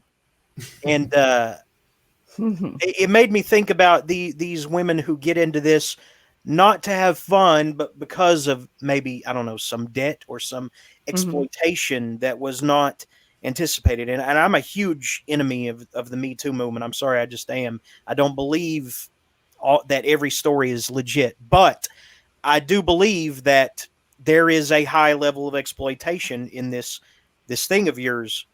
Um, and what was the name of this guy? He was actually arrested. But I think it was on obscenity charges, not Uh, any kind of abuse charges. And it was something Max bothersome. Hardcore. Yeah, that's it. Oh, I love Max Hardcore. I'm Well, now sorry. wait a Me minute though. too. You're not the Okay, only one. I'm a huge that's fan. awesome. I was Okay, pissed off when he got in trouble because first of Yeah. all, like if you watch his stuff, he's every girl that he has done anything with, he has a thing in the movie where they're like out of character and saying they want to do it, you know?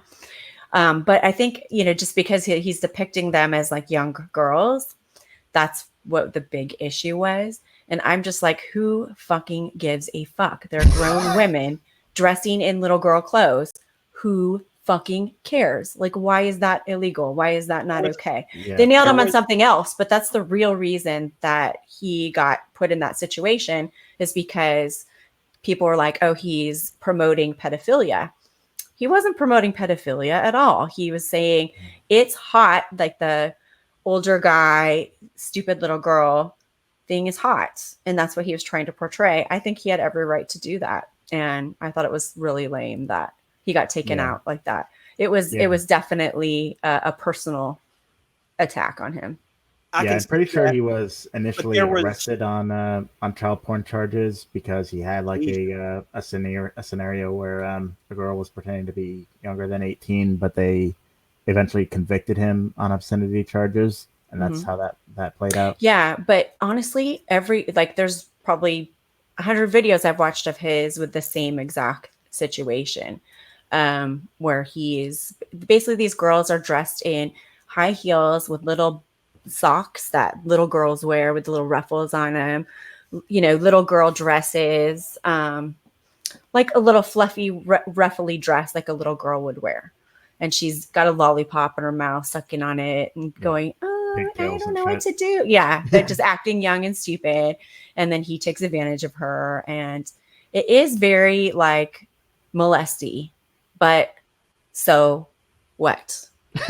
So Yeah. what? It's porn. That's what it's supposed to do. It's there for a reason. So there are pedophiles out there. Yes, they are going to be watching porn, but hopefully they're not going to be watching actual children. They're going to be watching Max Hardcore with his stupid girls, pretending to be little girls and not actual child porn. Yeah, but there was this one that actually disturbed me. It's like you could see something break in her eyes, like she wasn't prepared for, him to be as hardcore as he. His name is Max Hardcore. No, I know, but you could just see something die in her eyes. I think her name was Jessie, and that was like every video. Every video, something dies in her eyes. That's but part do you of really the appeal. think that they're that good of actresses? They're actresses. But it's do you not think they're real. that good? They're Academy Award winning. See, that's. I'm sorry, but if I was starring in one of his videos, I would probably look exactly like that, and it would be acting, and it would be completely consensual, and I would take my money. I would know exactly what I was doing. Exactly, it's like it wouldn't be a mystery if I was signing up to do that. So to me, it's like these actresses signed on. They actually filmed them saying, I'm doing this of my free will. He has a film like that for every single girl that ever worked with him on film saying, I'm doing this of my own free will. And they're all very similar types of videos. And they depict that like daddy, little girl dynamic. There's nothing wrong with that dynamic. There's nothing wrong with depicting it. There's nothing wrong with pretending to be a little girl. Even if you're a grown woman, there's just nothing wrong with it. And was he hardcore? Absolutely. But that's what he was supposed to be. That's what he was going for. So the fact when that happened, I was just like, oh my God, what a sad day for porn. Yeah. He wasn't like either Contusion or James Dean, where the actresses themselves were coming out against him. It was it was completely just them frying somebody because they could. Because they found him gross. Yeah, they didn't like what he was doing. Do you think that? Do you get worried ever? Feeling like you're too close to the fire with some of this, because there are inevitably seedy elements that are that close to the flame. I mean, do you ever worry about that getting Yeah. too I close? mean, of course, like when someone like Max Hardcore goes down, you're like, well, what about me? That's not good for me. But Well, I meant I don't know. predator wise. What do you mean? I mean, like getting too close to the real predators. I mean, Oh, well, the thing about real predators is okay. So let me just I mean, explain my philosophy on this. So yeah, I just write books about rape, right? And people are like, well, aren't you worried that you're, contributing to the problem and that people no, are no, going to no. I think that don't mean rape that is though. okay? I don't You mean know? that. I'm saying, do you feel like you can get? I mean, I feel like from my vantage point, it seems like it's playing with fire no matter what. But I'm not shaming anyone. I'm just asking the question. Are you do you worry that you could get in with some bad people and Nah. get in We, too deep? what's interesting is I'm a pretty good judge of character. And I tend to choose to work with only the people that I want to work with, which is why I'm not a mainstream porn star. Okay. Because I could be. I just choose not to be because I want to have control over what I do. And like any woman, I think that is in a position of power, like you want to use your power to do good and influence others in a positive way. Um, so I'm looking for other people who are looking to do the same. So porn is a great way to influence people, but I want to do it in a positive way, and I want to do it my way. So I pick who I work with. I pick my videographer. I pick my actors that I'm going to work with. I pick everything. So that's why being amateur is actually kind of like being an indie, author. You have complete control over everything that you do. Which also means that you're responsible for everything, but at the same time, it's nice having that ability to choose who you want to work with. So I will never have to go on a casting call and get picked for something and have to work for a director that treats me like shit or makes me do things I don't want to do ever because I'm the director.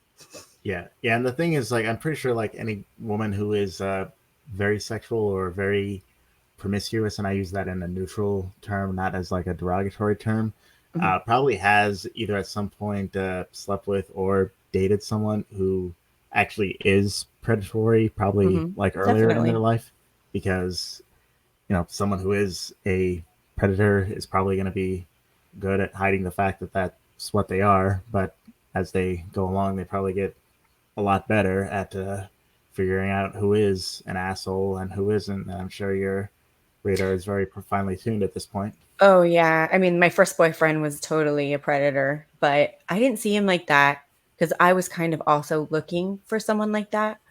I really wanted to lose my virginity so bad. And he was an older guy. And I was like, oh, cool. An older guy kind of looks like he's interested in me.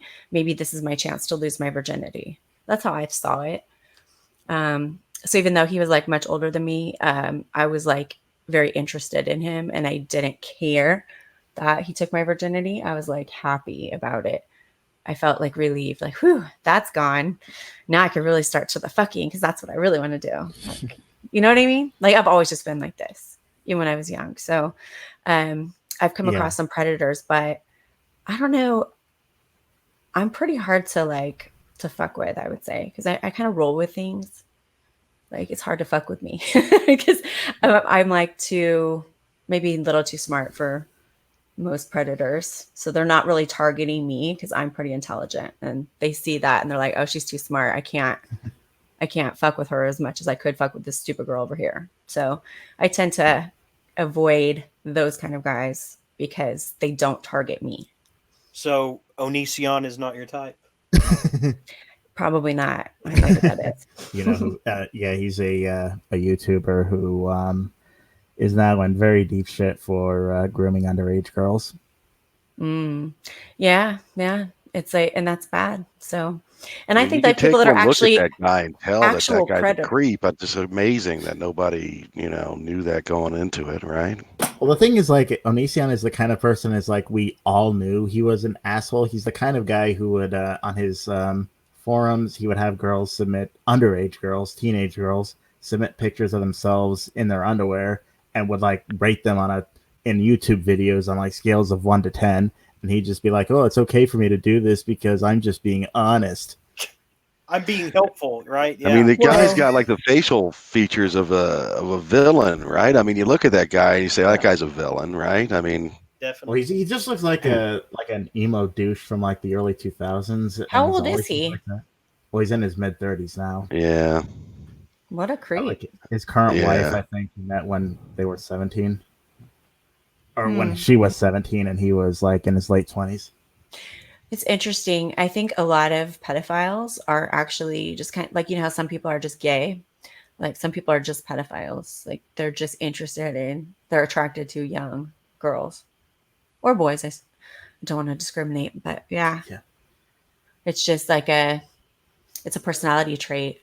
And I don't think it's something that goes away. It's But sort I of don't like think it's part of the something we personality. should excuse either. No, no, no, no. Absolutely I not. agree. I don't think we should excuse it, but Like Rolling um, Stone tried to, or it was Rolling Stone or NPR or something, tried to do this piece on this fluff piece on this guy. They tried to make a fluff piece about Salon. Salon, yes. What the guys? Oh, I just go to the park and take pictures. I don't actually Yeah. do anything. Eh, that's creepy. Yeah, See, and it was like it seemed like they tried to get a sympathetic guy because he was a guy who only had a hook for a hand, but it just made him look more creepy.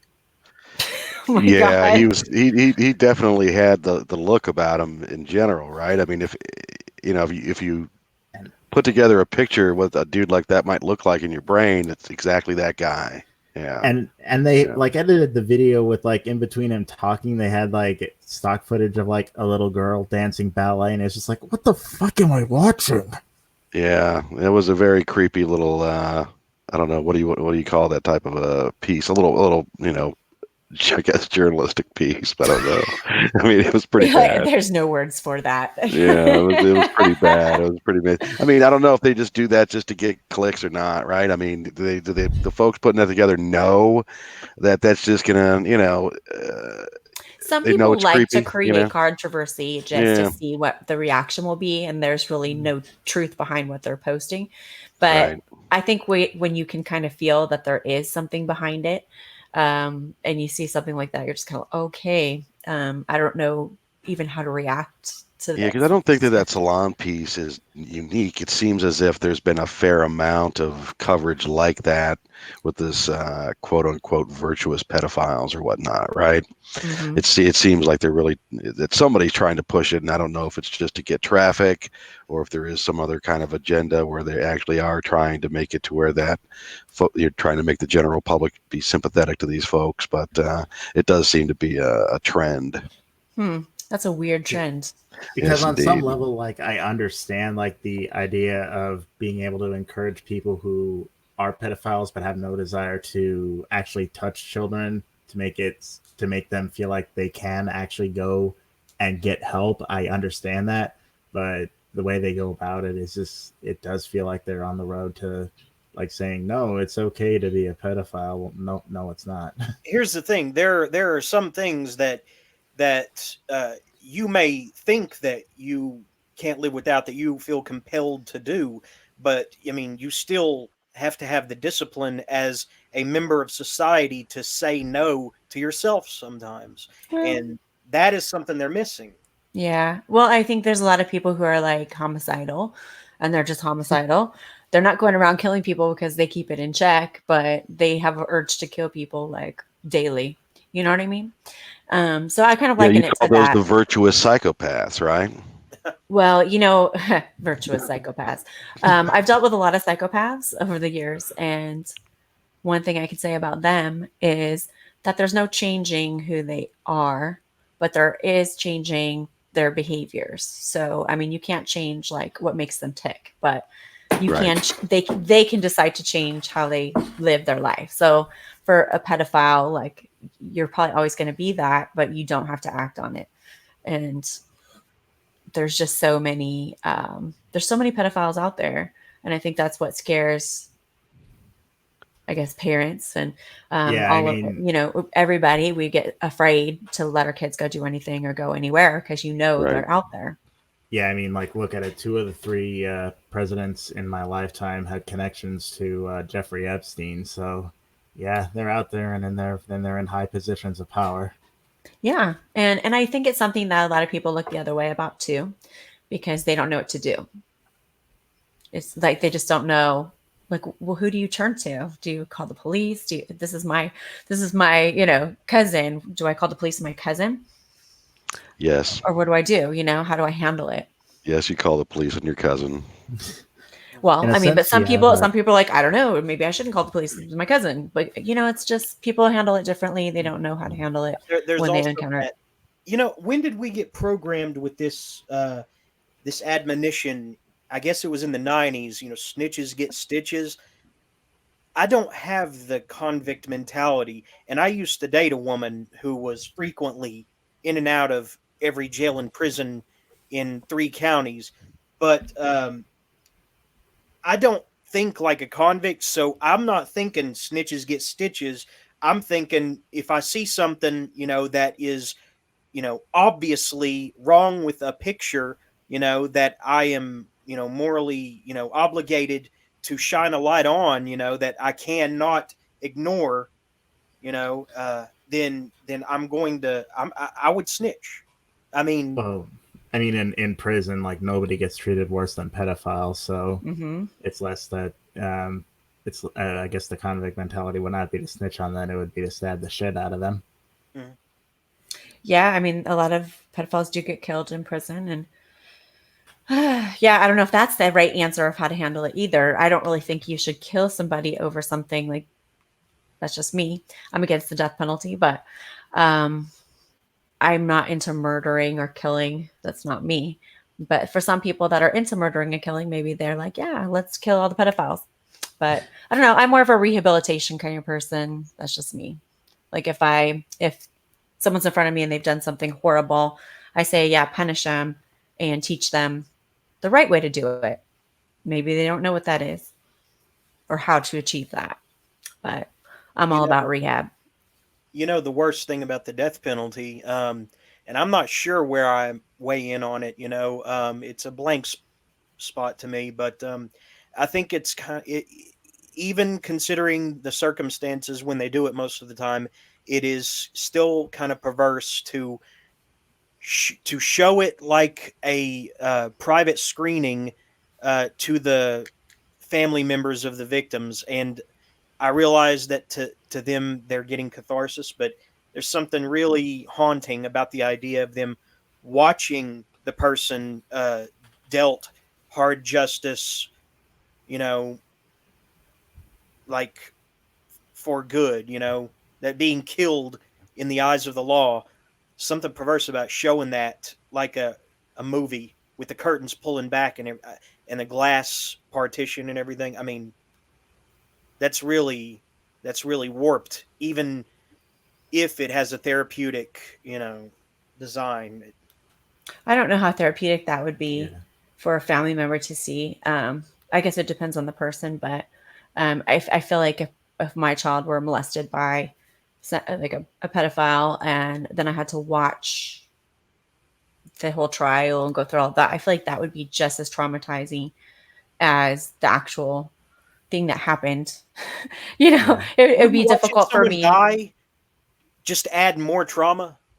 Mhm. It would be more traumatic, but I You would feel know, almost like I would have to be there, that I would put myself through that because I would want to see it.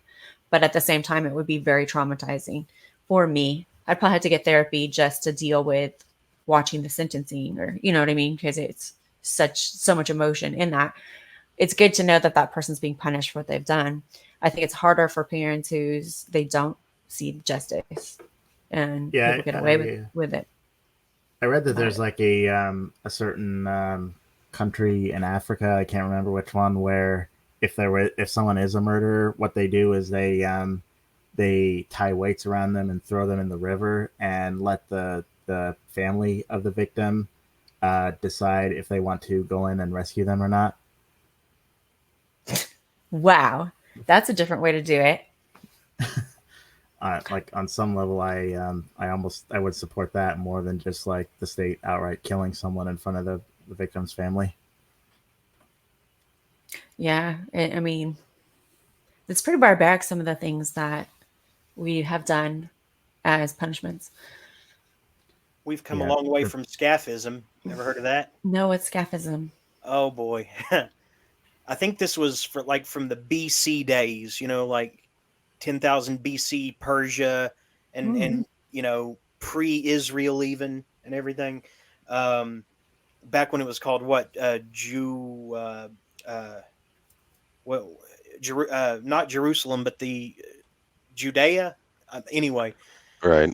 that though these Arabian folks or and Persian people, as punishment they would put someone on the river afloat on a canoe shaped like their bodies, and then they would glue another one shaped to fit their body on top of that, and so their arms and legs were sticking and head were sticking out, of holes in these two fashioned pieces of boat. Okay, and then they would smother them in like honey and and gorge them on milk and everything, and the bugs would come and feed on it because I think guys it's brackish water or something, and Oh, I've read about this. Yeah, it is a horrible torture. They basically just get eaten by all these bugs, and yeah, oh, we've what a come a long horrible way way to from that. go. Yeah, that must But it is creative. it is it would make a great scene in a modern horror film. I don't know why someone doesn't use it. Let's write that in. I need to write a horror story. I feel I mean, inspired. I've written there- one erotica horror under a pen name, and I've got that on Smashwords. I'm not going to say what that is because I'd rather keep that separate.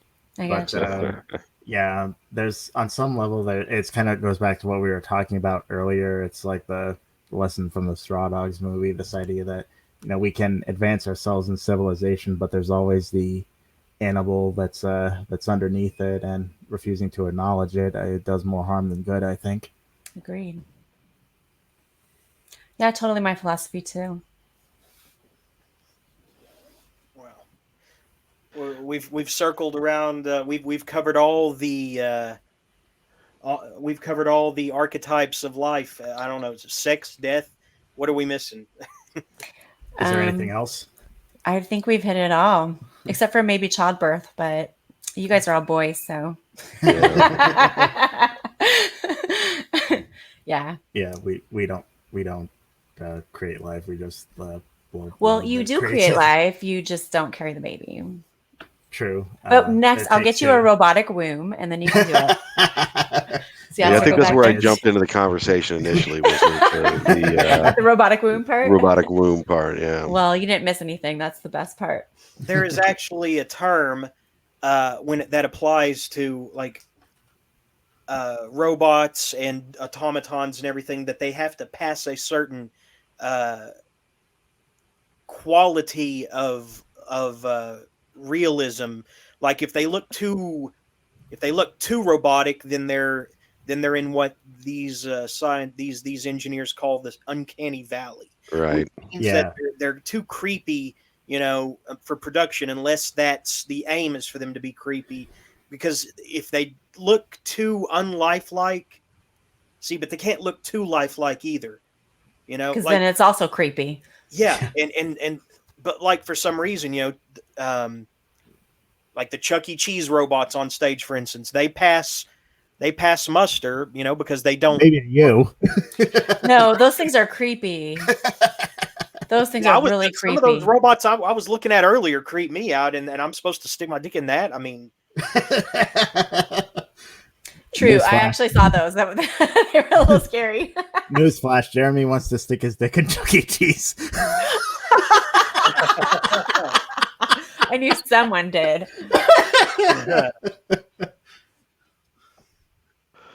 Is that true, Jeremy? no, Okay. Just want to make sure we got that on the record. That was I not true. just wanted to sing with him. But yeah, I know what you mean. You wanted to about sing the- with him? Yeah, Oh, that's so cute. And very wholesome too. Yeah, Hmm. good contrast to everything else. But yeah, I know what you mean about the uncanny valley, because when the when a lot of these like sex robot pictures came out, my initial like visceral reaction was disgust. Like I just want to go in the forest and start banging out manifestos on a manual typewriter like Ted Kaczynski. That sounds like, Right. really poetic right there. But yeah, that they do have that very scary look where they look too human without being human, and it's just disgusts me. Right. They look like a corpse. Yeah, exactly. Yeah. That's what it is. They look like a corpse. Right. Ugh. That Oh my movie, God. um, Maybe we've got a solution for all these like really disgusting necrophiliacs. Rehab. See what I'm saying? Yeah. Yeah. They make it. You don't have to actually snap someone's neck. This girl comes Right. already snapped. Right. And then Have you it gets seen- stinkier as the days goes on. Oh no. The maggots get in and shit. Okay, guys. Yeah. that right there is Oh God, I'm Uncanny scared Valley. now. That is Uncanny Valley right there. Look at that. Yeah. Oh God. Oh I'm not yeah. looking at. He's trying to achieve that effect. That Charlie Kaufman, he was trying to achieve that with that movie. Yeah, I could see him doing that. That is exactly what I'm talking about.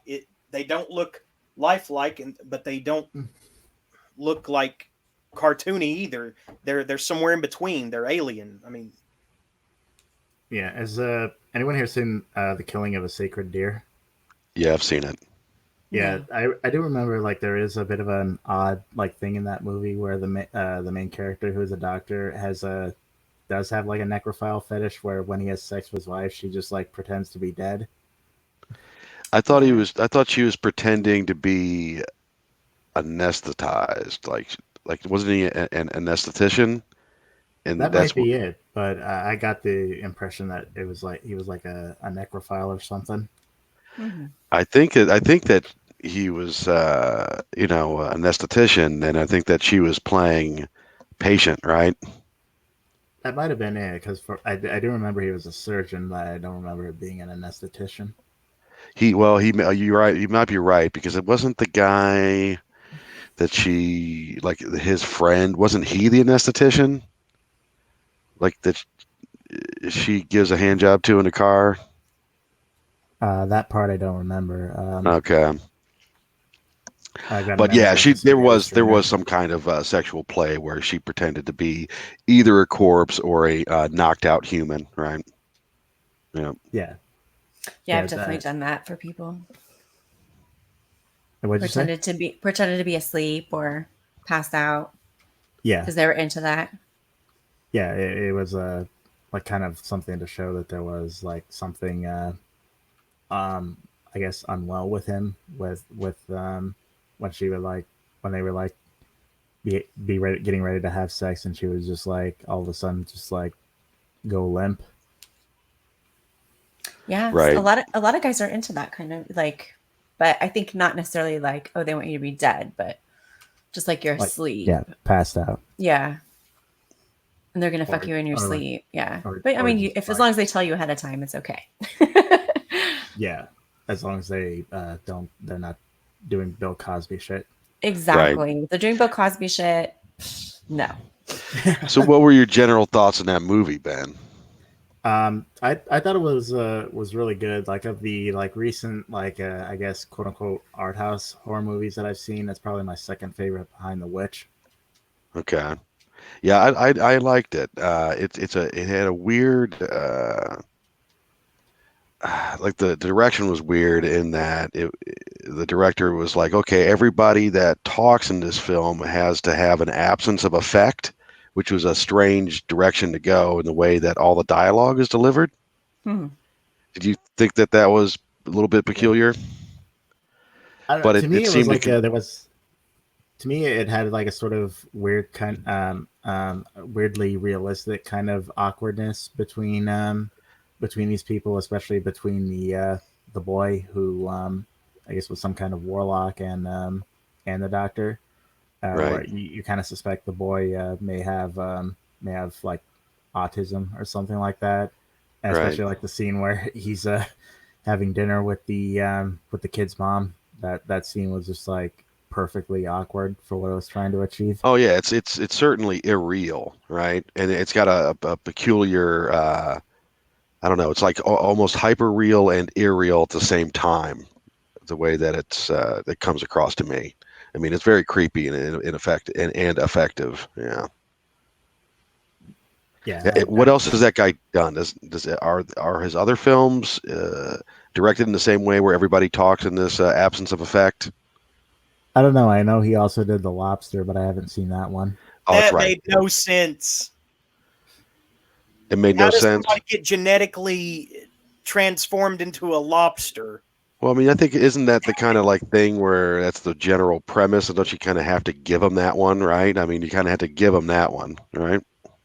People get to choose whatever animal they turn into if they don't find a mate within a certain length of time. And one dude once becomes a cat, and this guy chooses a lobster. And I don't remember if he does or if he gets with his mate. But I guess that's what is that, a concession that you just have to suspend your disbelief on that one? Or? Yeah, because I mean that's the central It's conceit of the film, right? I mean, you kind of have to give them that. He Yeah. never explains how it happens, I right? mean, you could Yeah, make the you could same just, argument against the Metamorphosis by Kafka, right? Oh, how this guy turned up, roach. I Yeah. mean, but I think you yeah. got to give them that. I get. So here's an interesting question: if you weren't able to have a life partner, what animal would you choose to be? I think I'd probably choose to be some kind of deep sea fish. So that's the trade-off, though, right? If you're not able to have a life partner, that you get to pick some kind of animal that you would want to be. What animal would that be? All right. Go.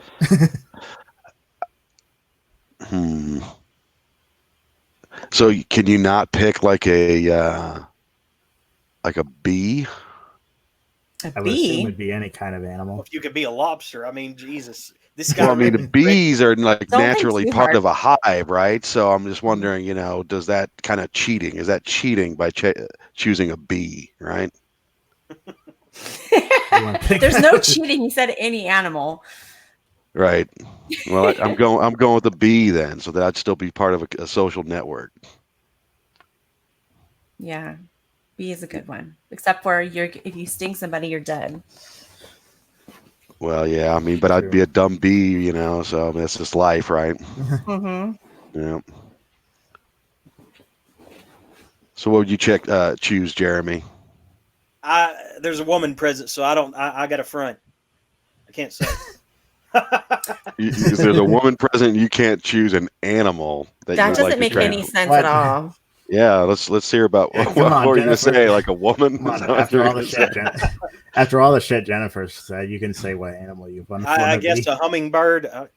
Oh my god. Well, hummingbirds do eat Hummingbirds are fast. awesome. That's a good one. I'm not changing it.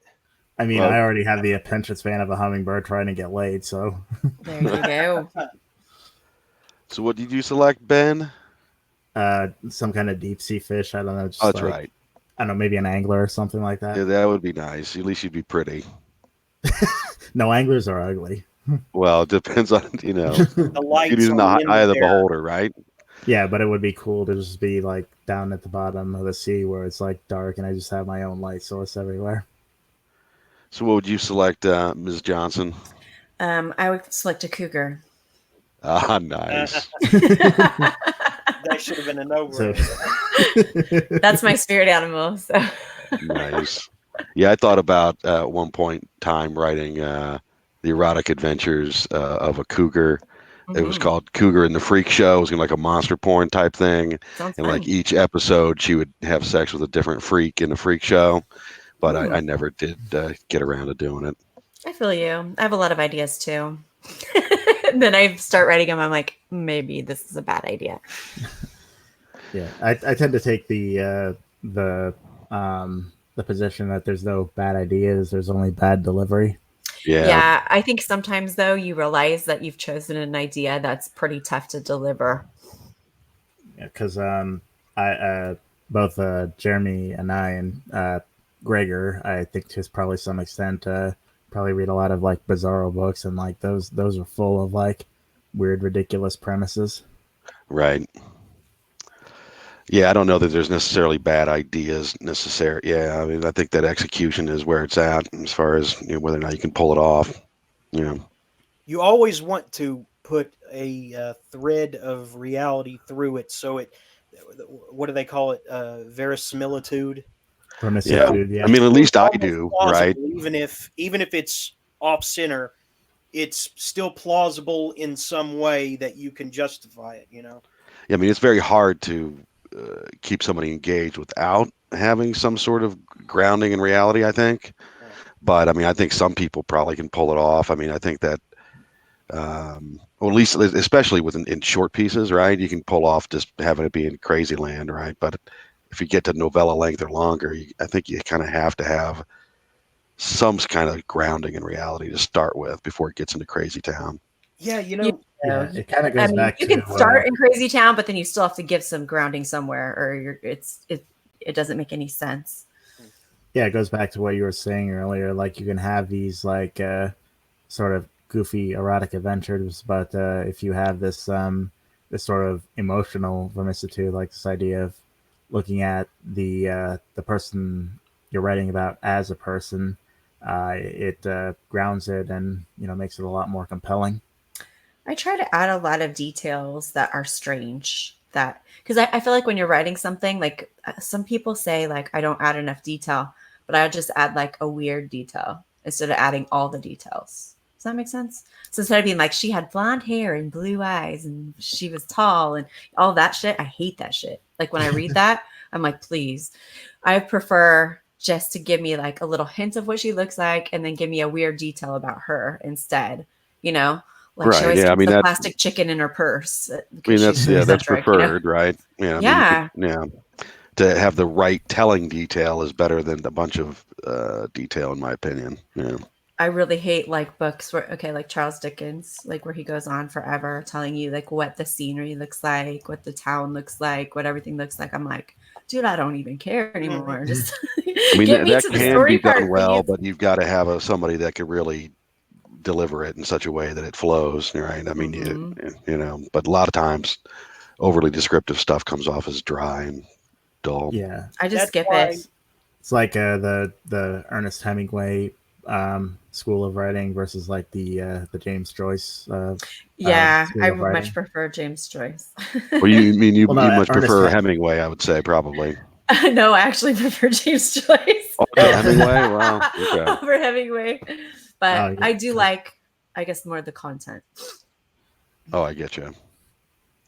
yeah, I kind of see what you mean. I guess maybe a better one would be the hyper literary school of writing, because there does seem to be like a bit of a thing where quote unquote literary types think that like vivid description of scenery and so forth is somehow elevates writing versus like I guess maybe more pulpy schools of writing where they just get right into the people, the action, and so forth. Hmm. Yeah, I I mean, like to jump right I like in. some Baroque writing if it's done well, right? But generally, I prefer stripped down prose, minimalist prose. Yeah, Same. because I like both Hemingway and James Joyce, but I Yeah, can I see think we why. all do. So I guess that's maybe like a bad example, but those are like the idea. The general idea is the one who's the minimalist versus the maximalist. But like you said, if someone does it well, then it works. But I think most people don't do good descriptions. They do like kind of sounds almost forced. Yeah. And Yeah, I think when you're writing, it has to flow. When you're writing, it has to flow. And if it doesn't flow when you're writing, it's not going to flow when someone's reading it.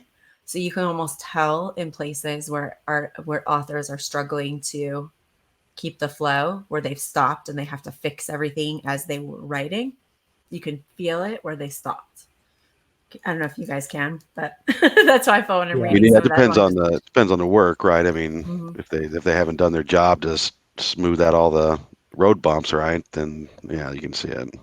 You shouldn't yeah, have to describe too much if your characters kind of chew the scenery. If they're really a part of their environment, then they will react to the things around them properly, and you don't have to, describe everything on a shelf like Right. King. I mean, isn't there something called like what is it, the fictional envelope or some kind of concept where just the right few words creates a envelope for the reader to fill in all of their own details, right? Have you ever heard of that concept? Right. Yeah, That's my haven't philosophy right there. haven't heard of that concept, that's but cool though. it's a good way to put it. Mm-hmm. Because there are writers like Alain Robbe-Goulet, who's his whole thing is like he's like almost entirely description, but he's coming from like a different way than from like traditionally telling stories. Mm-hmm. He's trying to like create these sort of like he's almost like the literary equivalent of ambient music, like this thing that describes that could just into creating like a mood atmosphere rather than stories. I've never read anything like that. Now, who is that now? Alain Robbe-Goulet. He's a French author. Okay. Of And course, is it in translation? he has quite a few translated. Of course, the last book he had translated was just a straight up porn novel. Okay. Nice. Monsieur Monde Vanishes, was that his? I don't know about that one, but I know that the what's it called? It's called a sentimental novel. That was the last thing that he had that he wrote before he died, and that's just like straight up porn. Yeah, I mean, it just seems like something of that nature, right? That type of goal for the writing.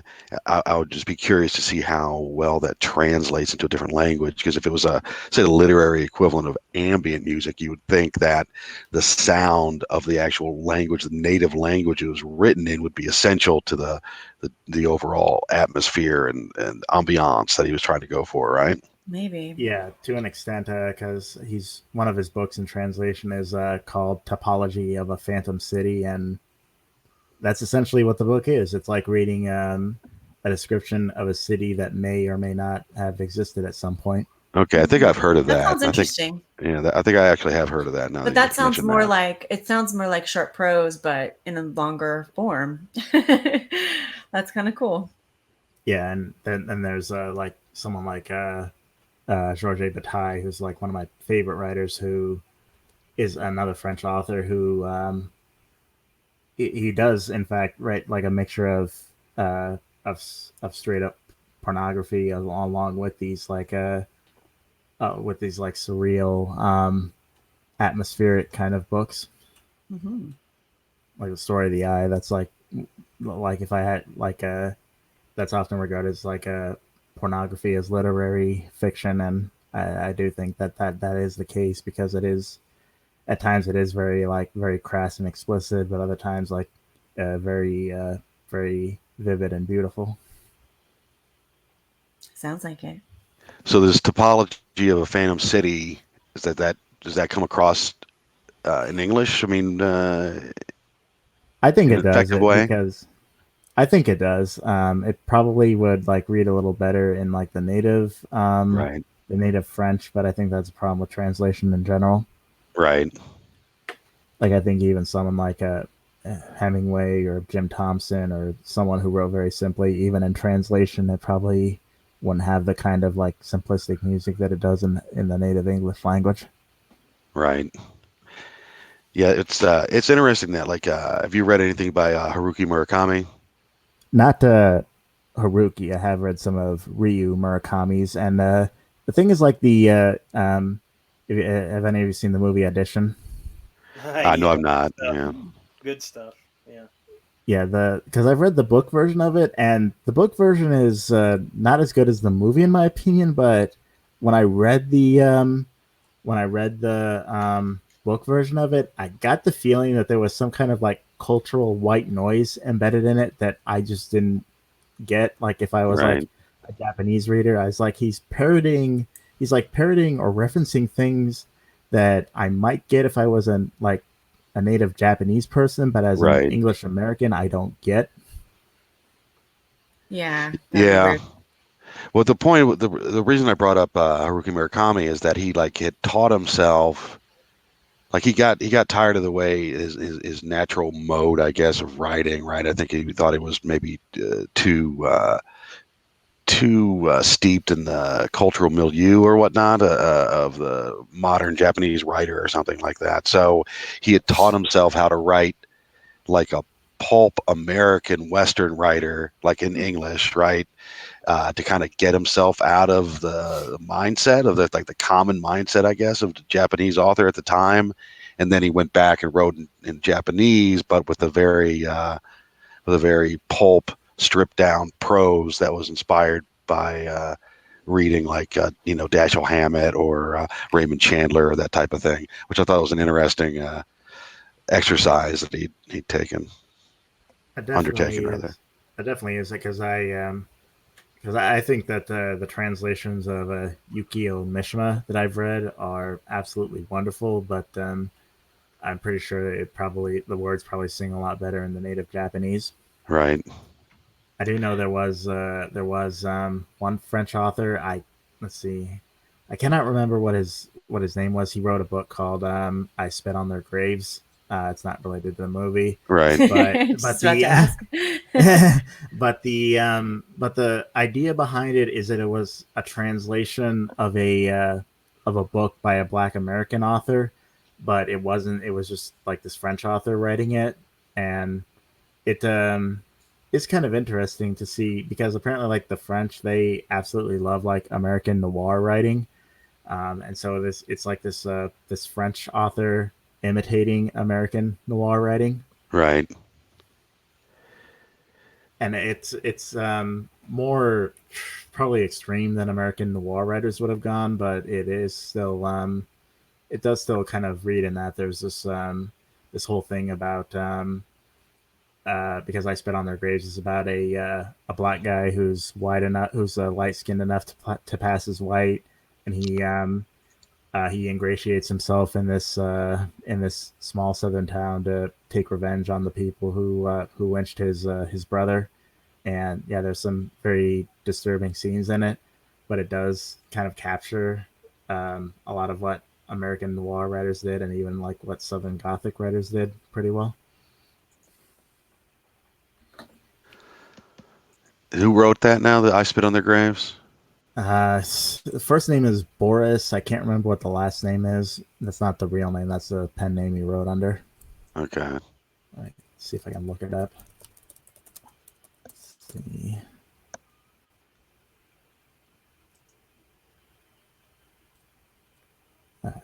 But of course, it brings me everything about the movie. You know what my Boris Vian, Vian, and that's not the Okay. real name. Well, no, wait, that is the real name. The real name is Boris Vian. The name he wrote under was Vernon Sullivan. Vernon Sullivan. But yeah, that's a good book. I highly recommend it, though it is pretty disturbing in parts. Sounds good. Yeah, I like noir writing, stripped down prose, and disturbed subject matter. So this sounds right up my alley. Mine too. Yeah. You know what my problem with erotica and porn a lot of times is that I hope that's not too abrupt a switch here, but is that it knows that it's porn and erotica too well, like I feel like it needs to be a little bit more grounded a lot of times, like it shouldn't be so self-aware that it is for fucking. Does that make sense? I feel like fucking is something that can make you more self-aware. And in the moment where you're doing this thing that is kind of like outside of your comfort zone or whatever, that's when you learn the most about yourself. Especially for females. I think females are a lot more self-reflective in sexual situations than men. But I think men can still have those moments where they're in the middle of fucking someone. They're like, wait, I never thought I would do this. Why am I doing this? And then they keep going. But there is that internal dialogue that's happening while you're in the middle of a sex act. And that's what I try to capture is maybe those epiphanies that happen where you're like, whoa, shit, I might be a slut right now. Like, am I a slut because I'm doing this?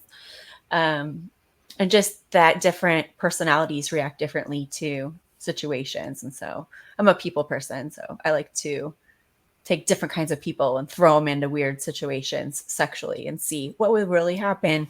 What would they learn about themselves in these situations? See, I like it with some karmic retribution mixed in. Yeah, that's always Something fun. they may have said or done comes back to haunt them in the act itself, like they're being punished, but in a fun way. You know. I got you. That's Yeah. always fun.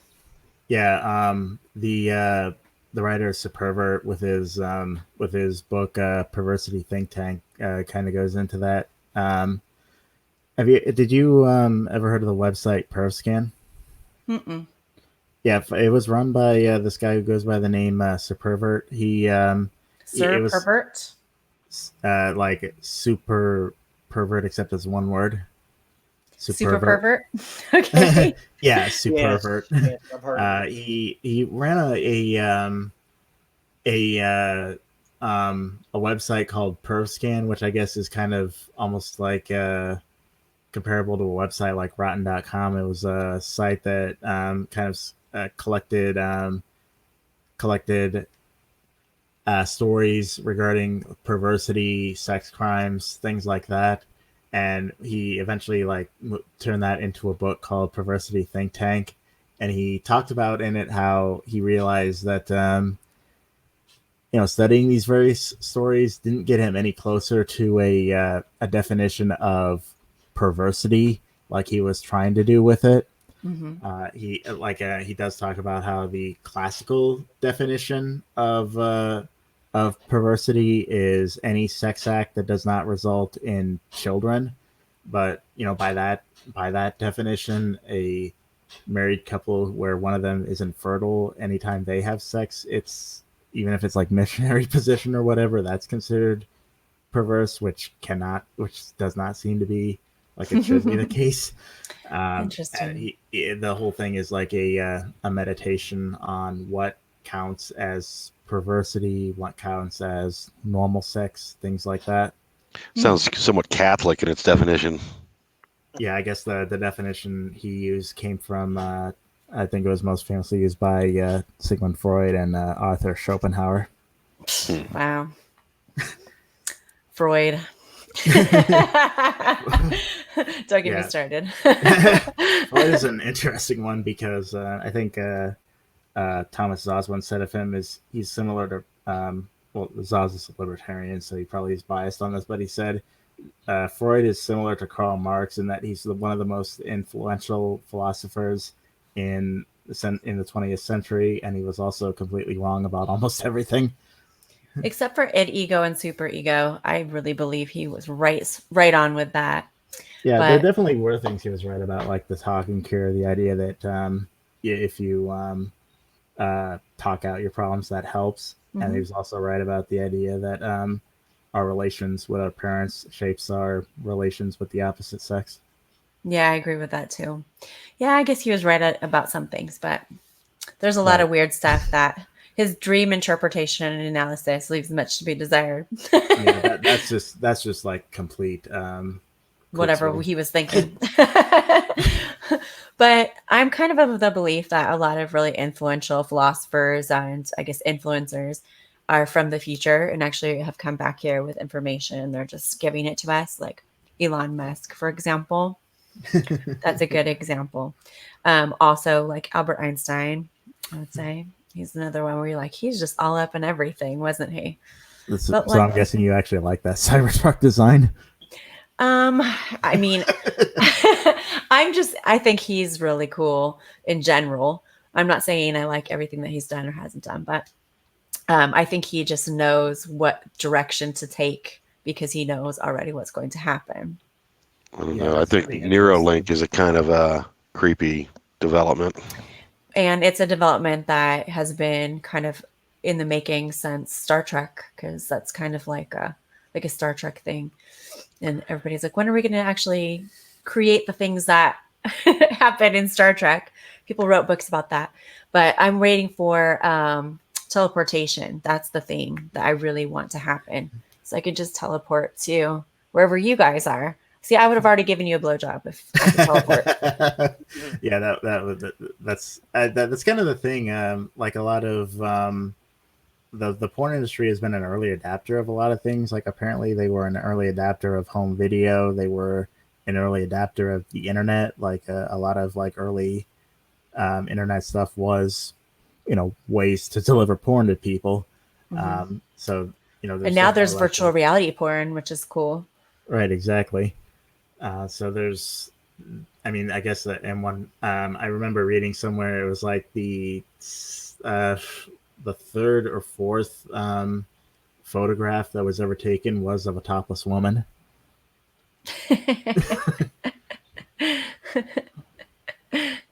I know this artist. I can't remember her name.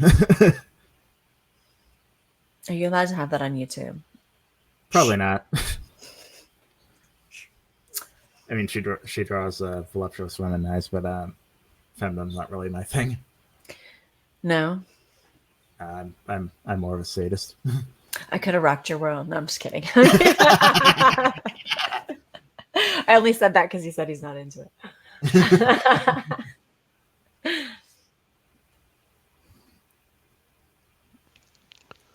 Well, what do you want me to say? I mean, explain yourself. I want you to say teleport over. Teleport over. I don't know if I'm a sadist or a masochist. You could be both. That's possible. It's called being a switch. Yeah, I'm one of those. Yeah. But that was what I was saying. Like, I'm pretty sure, like, if we did adopt teleportation, sex workers would be the first ones to figure out how to teleport to their clients. Exactly. I could probably absorb a lot of pain, but I'm not. I wish I was the thrower over the shoulder and take her, and drag her back to the cave type. But fireman's carry, and the hands carved out of stone. But I'd probably be the one absorbing pain. Well, that's honest, and honesty is always the best policy, unless you're a pedophile, in which case we don't want to hear about it. No, take it elsewhere. Yeah, I think teleportation. I think that as soon as somebody figures that out, I mean, it's pretty much all over, right? I mean, whoever figures that out dominates. Correct? Yeah. From a military perspective. Yeah. Yeah. I mean, I think we're lucky we have Elon Musk on our team because I think he's going to help us with teleportation next. I feel it. Maybe so. And if we're not all like mindless hive mind people with their heads plugged into the internet. Do we want teleportation? Do we want that level of access to the world? I don't know. Well, I mean, obviously people wouldn't get access to it right away because only the rich people and hookers will have it at the beginning. But then as we progress, everybody will be able to travel and do all of that using teleportation. We'll be able to teleport to work. It'll be great. No more cars. I think it's a magical thing. Like imagine the greenhouse effect. Like it'll probably get reversed as soon as we stop driving around in cars. What if it's the abolition of personal property and people can just teleport into your home? I mean, you got to think about these things. Well, no, I think it's definitely going to have to be a place where there's a site that you teleport to. The way that it works now, because they have the beginnings of it, they can do it with small things like atoms and send them into the future for like a minute using teleportation. You're right. You have the Chinese teleported like some sort of molecule or something in space or something like that. Yeah. Whoa. Yeah. So I mean, they can teleport atoms basically. Wait, is this what CERN's up to with that hadron No, collider? they're doing they're just trying to create a black hole on Earth. I mean, that's real smart, by the way. Yeah, Well, I think we all know that the human race is going to eventually destroy itself. We're all just like, we're not sure how we're going to do it, but we know we're going to. Yeah, so we're all just riding the bullet at this point. Yeah, we're like, well, hopefully not my generation. Sorry for you guys, a couple generations to come. Are you Gen X? What was that? Are you Gen X? I don't know. Or are you a millennial? I don't. I'm more of a millennial. Really? Yeah. Yeah. pretty sure I'm millennial too. I was born in '88. I'm not sure what the cutoff is exactly for that. To I be don't honest either. with It you. keeps changing. Yeah. I kind of think of it as if you came of age in the '90s, you're Gen X. If you came of age in the mid 2000s, you're a millennial. Mm. Yeah. I guess that would be if you were a teenager in the '90s, you're a Gen X. Teenager in the mid 2000s, you're a millennial. Yeah, I mean, if you're a teenager in the '80s as well, you'd be Gen X. That's okay. I don't Got know. it. That might be boomer territory. No, No, boomer no, boomer boomer cutoff is is 64, 70s. I think. Okay. Really? So Yeah, Gosh. yeah. Gen Who X decided generally. this? What's that? Who decided this shit? I mean, I think it's based It's- on generations, right? I mean, it's based on actual, birth patterns, and like if you're a Gen Xer, you're the offspring of a boomer, right? Right. I think so. And Yeah. then, yeah, it's but kinda, who gave them the names? Who Oh, decided I don't know who. Gen X I mean, I think that's Well, just and the master millennials? breeders that rule the earth or Baby something like that. boomers. Yeah. well, boomers that came from baby boomer. Like after World War II, a bunch of people came back and had a shit ton of babies, so that's where baby boomer comes from. Generation Mhm. X actually comes from a novel by Douglas Copeland with the same name. Right. Millennial, I think that was just kind of a media invention. Same for Right. Generation Z or Zoomer. That's kind of a media Is that the invention next as well. generation? Yeah. Okay. Yeah. Yeah, I'm not Yeah. educated in this stuff. I think so- Generation Z is the offspring of Generation X, right? I don't know. I think millennials are supposed to be technically the offspring of Generation X, but Generation X had actually had the fewest kids of all generations, at Right. least so far. Yeah, when were they supposed to have kids? They have to have jobs. Everybody Yeah. works. Right. Gen X. Yeah. millennials, Like we they're don't- two breadwinners. Yeah, millennials is like we Millennials are graduated. like, we're still living with our parents. We don't have any fucking money. Yeah, we're poor. We can't afford to move out. Right. Yeah. It's like, God, what generation? How poor is Generation Z gonna be? Or are they gonna be the ones that actually like take up guns and They might fuck work up hard fuck- again, like after, because I feel like millennials are lazy. So, Well, on a sense, I am, but they what pretty is much, that it looks like there's teeth that the not toenails. It looks like somebody glued fake teeth all over your toes, It's hypnotic. Nice. and there's a bad tattoo of like some kind of track marks there. It's hypnotic. Not the Well, right you kind of felt- track marks to be cool either. how you fellas with it. But you know what? Someone somewhere is gonna jerk off to this. Not me. Yeah, somebody Not is. us. Not us, but somebody somewhere. Dude, that's so gross. I can't imagine. I'm not trying to kink shame, but I just threw up a little bit in my mouth. I know. It's, Now I want to see how far I can go. I don't know. Is it worse than teeth in your vagina? No, it's Oh, not. what is that called? There's like a word for that. Vagina dentata or something Yeah, like that. Yeah. dentata. Yeah, that kind of freaked me out when I read that story about the vagina with teeth in it, and I was like, oh, that's so gross. Like I can't imagine. Like you stick your finger in there and it just like bites you. You know? Yeah, Bite how your did that dick. get started? I don't know. Obviously somebody found it a turn on, so I'm sure. I'm sure. Guys stick their dicks in women's actual mouths that are full of teeth. So Right. No, it's not the same thing. no. No, Not it's not the quite, same yeah. thing. not quite. Yeah, but Yeah, that's a weird story. That's like a cross between horror and porn, just mixed together. Like Yeah, a it was body David horrors Cronenberg basically. Yeah. Body horror. Yeah. Yeah. like David Cronenberg. Right.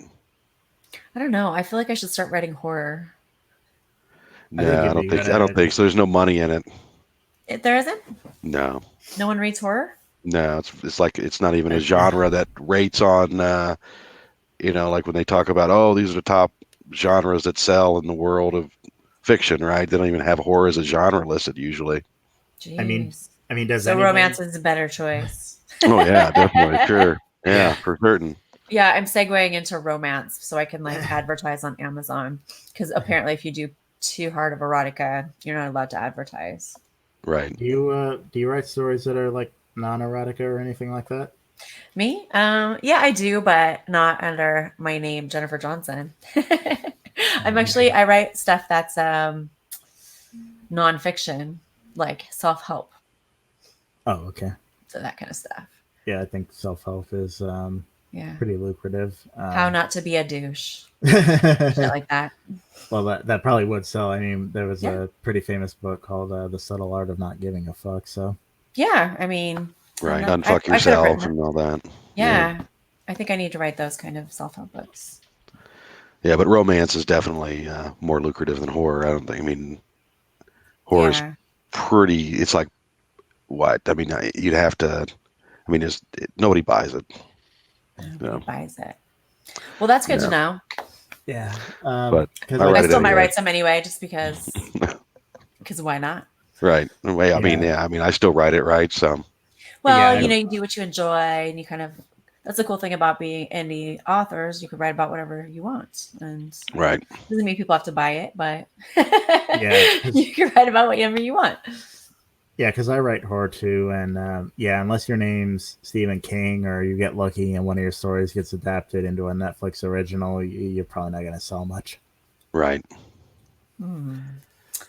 Yeah, I feel like I could write a really awesome like erotica / porn, just short story. I'm gonna try it. We'll see what Yeah. Give it a happens. whirl. I feel I think inspired. I think you should because like a Hollow Girl and Swing Low both have a sort of like as existential horror in them. They Like do, Hollow but Girl it's a very especially. realistic horror. Like, So I look at think how ugly humans are. They're so ugly. so. Yeah, I think just writing an actual like horror story, I think would be a logical next step. Yeah, I'm really I mean, into like Halloween and that kind of stuff. So you did write that like long form multiple part story about clown rapists or something like that. I So absolutely did, and that was very fun. so maybe like something It like was that is. basically the real horror of this is that it shows what meth does to people. It's a Oh meth yeah. family thing. Oh yeah, yeah. I used to live in a building full of meth heads, and Mhm. yeah, Yeah, that'll fuck you up. they were using these little clown dolls to um, hide their meth and use them to move their drugs and stuff because it was Halloween time, so they could get away with having all these clown dolls everywhere. And then they were also raping their kids and letting the drug dealers rape their kids. So they were adult children Wow. though, not children. Now, is this But a story? Or is this something that was going on? I'm sorry, I lost a bit. it's Lost actually a the 7-part story because I write a daily blog. I have like blogs on all the mainstream stuff, Twitter, Reddit, Uh, Tumblr, all that. And so I post daily stories. This was, I think for Halloween, I wrote like 7 parts. This is like okay. an All ongoing right. story. Yeah. And each one kind of reveals a little bit more, but in every story, these young girls get raped by clowns. Yeah, Wow. that was a pretty intense one. I think you should like collect that one as like a novelette or novella and put that on Smashwords. You're right. I should do that Why do you because say smash words? that's where I put all my short Because stories. They sell pretty well there. It's a good because place to there's no put way short Amazon stories. would allow it. So Yeah, smash Amazon's words. more strict about what they allow and don't allow. Smashwords Okay. kind of lets everything fly as long as it's not rape of underage people. I gotcha. Yeah. Okay. Yeah, Smashwords is pretty good if you write erotica that's left of center, let's say. Yeah, the Killer Clown Okay. story would not fly on Amazon, but I could post it on Smashwords. Okay. I was just curious as why you kept on saying smash words, just because. Okay, so they're a little bit more anything Liberal. goes. Yeah. Yeah. Yeah. And they have strict rules, but the thing is with Smashwords is they don't really like enforce them. Amazon really enforces their rules. So Right. Yeah. To give you they will oh, go ahead. shut you down real quick. Yeah, but Smashwords they have a thing like where you search, they actually have an option is like it says include erotica and something like include extreme erotica or something like that with the Oh, search like you have a options. filter button that says that. Okay. Yeah. Yeah. Right. And you have to, if you don't click on the right thing and you have a book that's like that and someone reports it, they'll delete your whole account, like your whole Amazon. So if you have multiple books up, they'll take out all your books, everything, and they won't let you back on. Yeah, I was So- noticing you didn't have very many books on Amazon, at least under this pen name. Right. I just Yeah. I have two and like one that's coming out in January that's on pre-order right now. So, and that's actually, I'm like, oh wow, I've got 3 books on Amazon. But I guess my main book is on Book Patch because it won't work on Amazon. They took it down. Okay. Yeah, the main Yeah. character of And then I have all my Hollywood my longer short stories on Smashwords because they're all just too. I think I've got incest and stuff like that. They don't like that on Amazon. You can get Okay. away with it if you do it in a certain way, but I didn't do it that way. So Right, I got you. Yeah.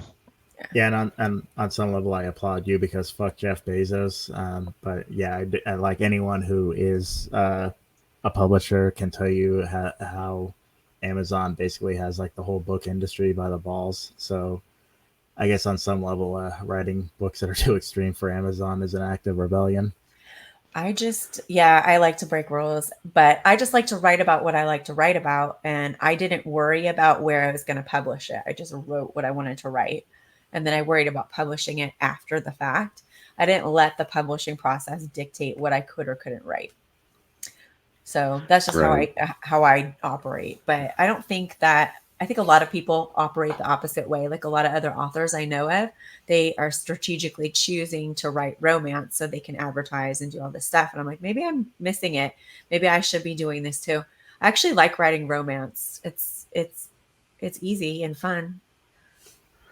It's I mean, not quite as I hardcore. think you should just do what you want to do, right? I mean, if you want to write it, then write it, Well, I think I do enjoy writing romance, so that's why I'm doing that. But I like writing the darker stuff too. It's really it's Are you fun. familiar with the Gore novels? Like I would GOR, I think is what he's talking about.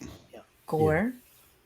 Yeah, it's like a fantasy It's- world, and it's a lot It's based on barbarian. F&M and stuff. Yeah, it's Oh, like Yeah. Conan the Barbarian, kind of. Only it's about John Norman writes it from this very weird vantage point that only he can, where the women who are taken captive by these barbarian types, they learn to appreciate the full extent of their womanhood as servants, like sexually and everything else of these men.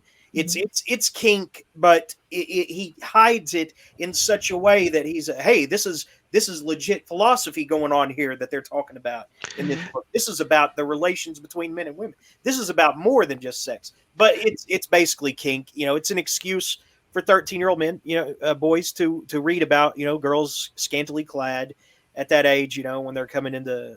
Yeah, they've actually made a film based on that. Yeah, it was Yeah. it was a laugh. It was a laugh riot. Yeah, I mean, it seems like that Kashil's Dart series is kind of like a softcore version of it. Yeah. Where she learns how to like move through political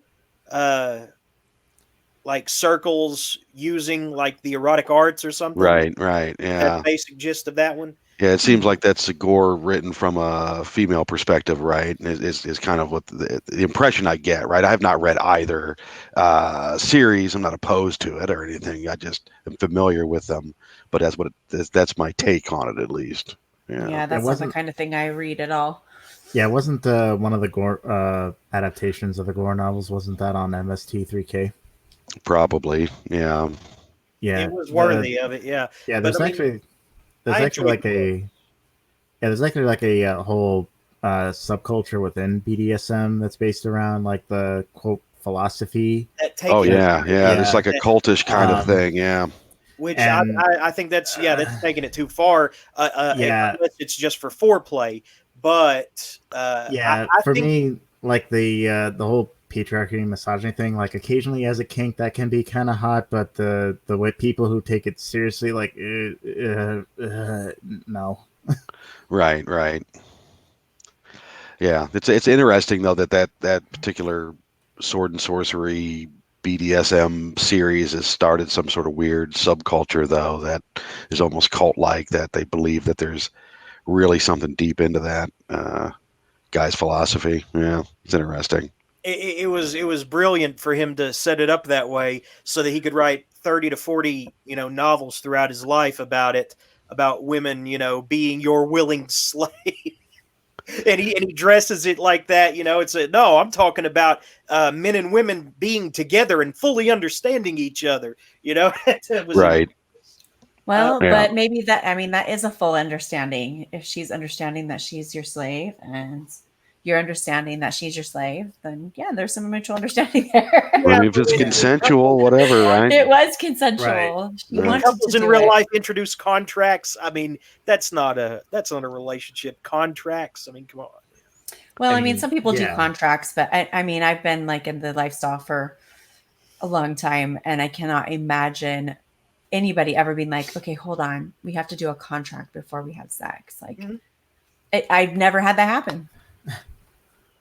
Yeah, like some couples do that as just as a either part of the kink or just as a way to make their understanding explicit. Most couples just do the just use a thing called communication. Um, but yeah, like I said, the gore novels think that there does seem to be like an undertone of this is like what the natural place of women is, which kind of uh, uh, irks me. It's kind of creeps me out from it. Well, I Right. mean, I don't apply the M word to fiction. Fiction is to be enjoyed. The misogyny thing I is do not agree a label that's in my wheelhouse. But if people take it to a religious extreme in real life, I get it. Yeah, but I mean, these are just harmless novels that really came under fire with the second, I guess, the second wave feminists back in the 70s and 80s, I guess. In the same way that Jennifer's website came under fire of who was it? Who was it that went after not Oh, Amazon, but who was it that the I used Mailer Lights, and then it was GoDaddy that was reviewing it, but neither, like I said, neither company is at fault. It was my fault for not following their rules. But like I said, I like to break rules, so Right. yeah. So have When you you break actually read rules, the gore novels, though, Jeremy? Oh yeah, and I still love them. Yeah, you're I into still it. read them. I still read them. I mean, I don't get this whole thing where suddenly we're taking like moral stances on everything that's ever existed in entertainment, and we're finding these little hidden messages.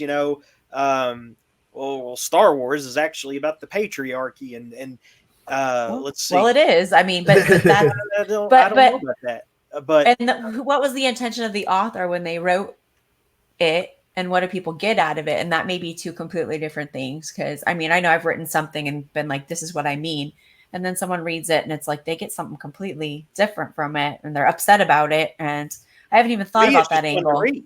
I mean, I never thought, I'm gonna go beat a woman, after reading a gore novel. Right. Well, and that's why I get pissed off about people that get mad over rape fantasy. I'm writing about a girl getting raped and she doesn't like it.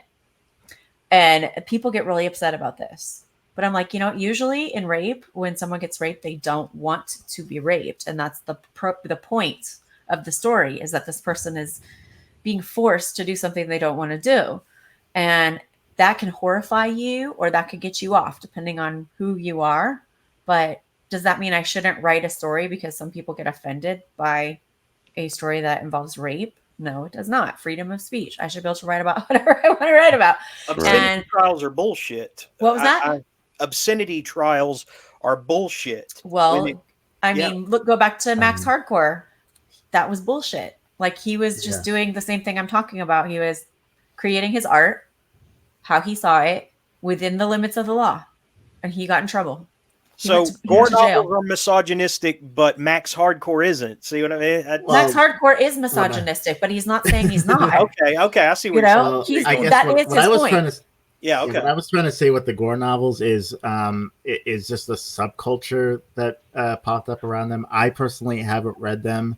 Mm. I'll admit the subculture I've seen around them, one, kind of put me off, and two, I'm just not a fan of the whole like Conan the Barbarian type fantasy, so I'm not in a hurry to read them. Mhm. Right. But yeah, the people who actually like take that, who actually believe in that who actually like genuinely believe in like female inferiority and things like that. That is off putting to me. I guess a way to put it, a good way to put it is like if I were to watch something like Repulsion or Chinatown, like I can take them on their own merits, but there's always the underlying thing that that the director did, in fact, rape an underage girl. So it's always going to be a little bit uncomfortable. Right. You So ever the see gore novel's actually any good though? I think so. Once you get past the self-deluded aspect of, hey, I'm this is an epic, commentary on the relations between men and women, and you take it as pulp that like it's intended, then yeah, I think it's good. If you live in a hyper liberal area such as Portland or Los Angeles, you're totally not going to relate to gore novels once you get out of your teens. But So, someplace that's more isolated and broken up, like I am here in Tennessee, I think it's more relatable there. I don't know. so is it sword and sorcery? Yes, Okay. to a degree, but there's also aliens and robots and weird, shit like that. So how does it compare to something like a Piers Anthony? Is it kind of in that kind of vein? Well, here's the thing. Piers Anthony is actually kind of goofier in Oh, a is it? way, because Okay. Yeah. when you talk about his Xanth novels, and I hope we're not Right. boring you if we get into this, Jennifer. What about that? Sorry. Yeah, see, like I said, I hope we're not boring you, but I know you said earlier you like sci-fi.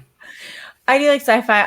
I'm really not into like I guess like, okay, you guys are gonna probably boo at me right now, but I'm like the only person that doesn't like Game of Thrones. Like I just don't get it. It's not my thing. I don't like fantasy worlds and like stuff like that. I like sci-fi that's based in reality, where you can kind of see like, okay, yeah, this is something that isn't really happening right now, but you can at least see like it could happen. Well, I actually That agree makes with sense? that. Thrones is rooted in reality. I am descended from House Lannister, so I mean, I actually do agree with that. I've never been able to get into like into high fantasy or things like that. Like I like magic realism, fairy tales, fables, things like that. But like Yeah. the Game of Thrones, Lord of the Rings, I've never been able to get into that, and I Same can't really explain here. why. I just can't Yeah. get into it. It does not hold my attention at all. And Yeah, I'm no not matter, big I've into it tried, either, I yeah. really did, but I can't. I mean, I like Greg, Game of I'll Thrones, explain. I'll the explain books. I'll Yeah. explain the Piers Anthony and Gore comparison. Private message or something, because, like I said, I don't want to bore our other participants. But basically, I think that Piers Anthony has the capacity to be more goofy than John Norman's. Right. Piers Anthony's more whimsical. Exactly. Yeah. Yeah, shoes Yeah. growing on trees and shit in the Xanth novels. I mean, that's a little bit much. Yeah. But Jennifer, how have you felt spending 3 hours with three male strangers? Sounds like another Sunday to me. Yeah. Anytime you need to drop out and go, just let us know, and we'll plug your stuff and let you go. Thanks. I think Ben would have the best chance with you. Like in real life, no bullshit. Seems to me like you two hit it off. Yeah, of course. Well, I hit it off with most people. So that's what sluts are like. Yeah. Yeah, most guys are pretty cool with me. But yeah, just let us know when you do need to go, and we'll just let you go. And Well, I wanted to read this story for you. I forgot. Let's go ahead and take a break and let her read her story. And Let's do it. Yeah. Yeah, go ahead. All right. So we'll actually have two choices for you guys. I didn't know which one you would like better. One of them is about a girl at the university who becomes a slut. And the other one is about a wife who starts to find out that she is into her husband fucking other girls. I choose the second one. The second one sounds good. Yeah, the best. Okay. Yeah. Rigger, do you? I'll go with the consensus. Yeah. Okay. The second All one right, is. cool. All right. This story is called Extra Hungry. And I wrote it for a girl who actually wrote in and said she had read one of my other stories called Go Get Your Husband. It's about the same type of stuff. And she's like, could you write one for me, please? So I wrote it for her. Extra hungry. The bed was wet with my squirt juice, but I couldn't be bothered to do anything about it except lay there, stunned in my own filth. It was the same fantasy I'd been having lately that had brought me the orgasm that turned into a tidal wave.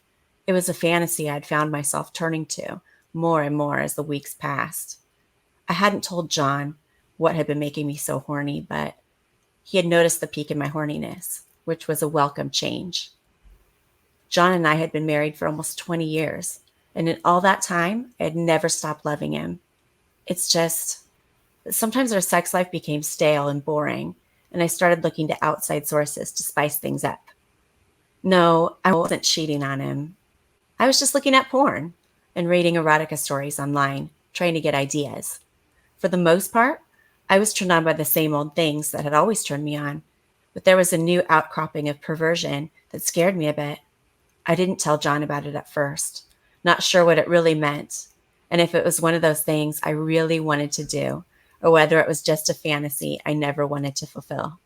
I had never wanted anything like it before, and yet every porn that turned me on seemed to be about a husband fucking a much younger girl in front of his wife.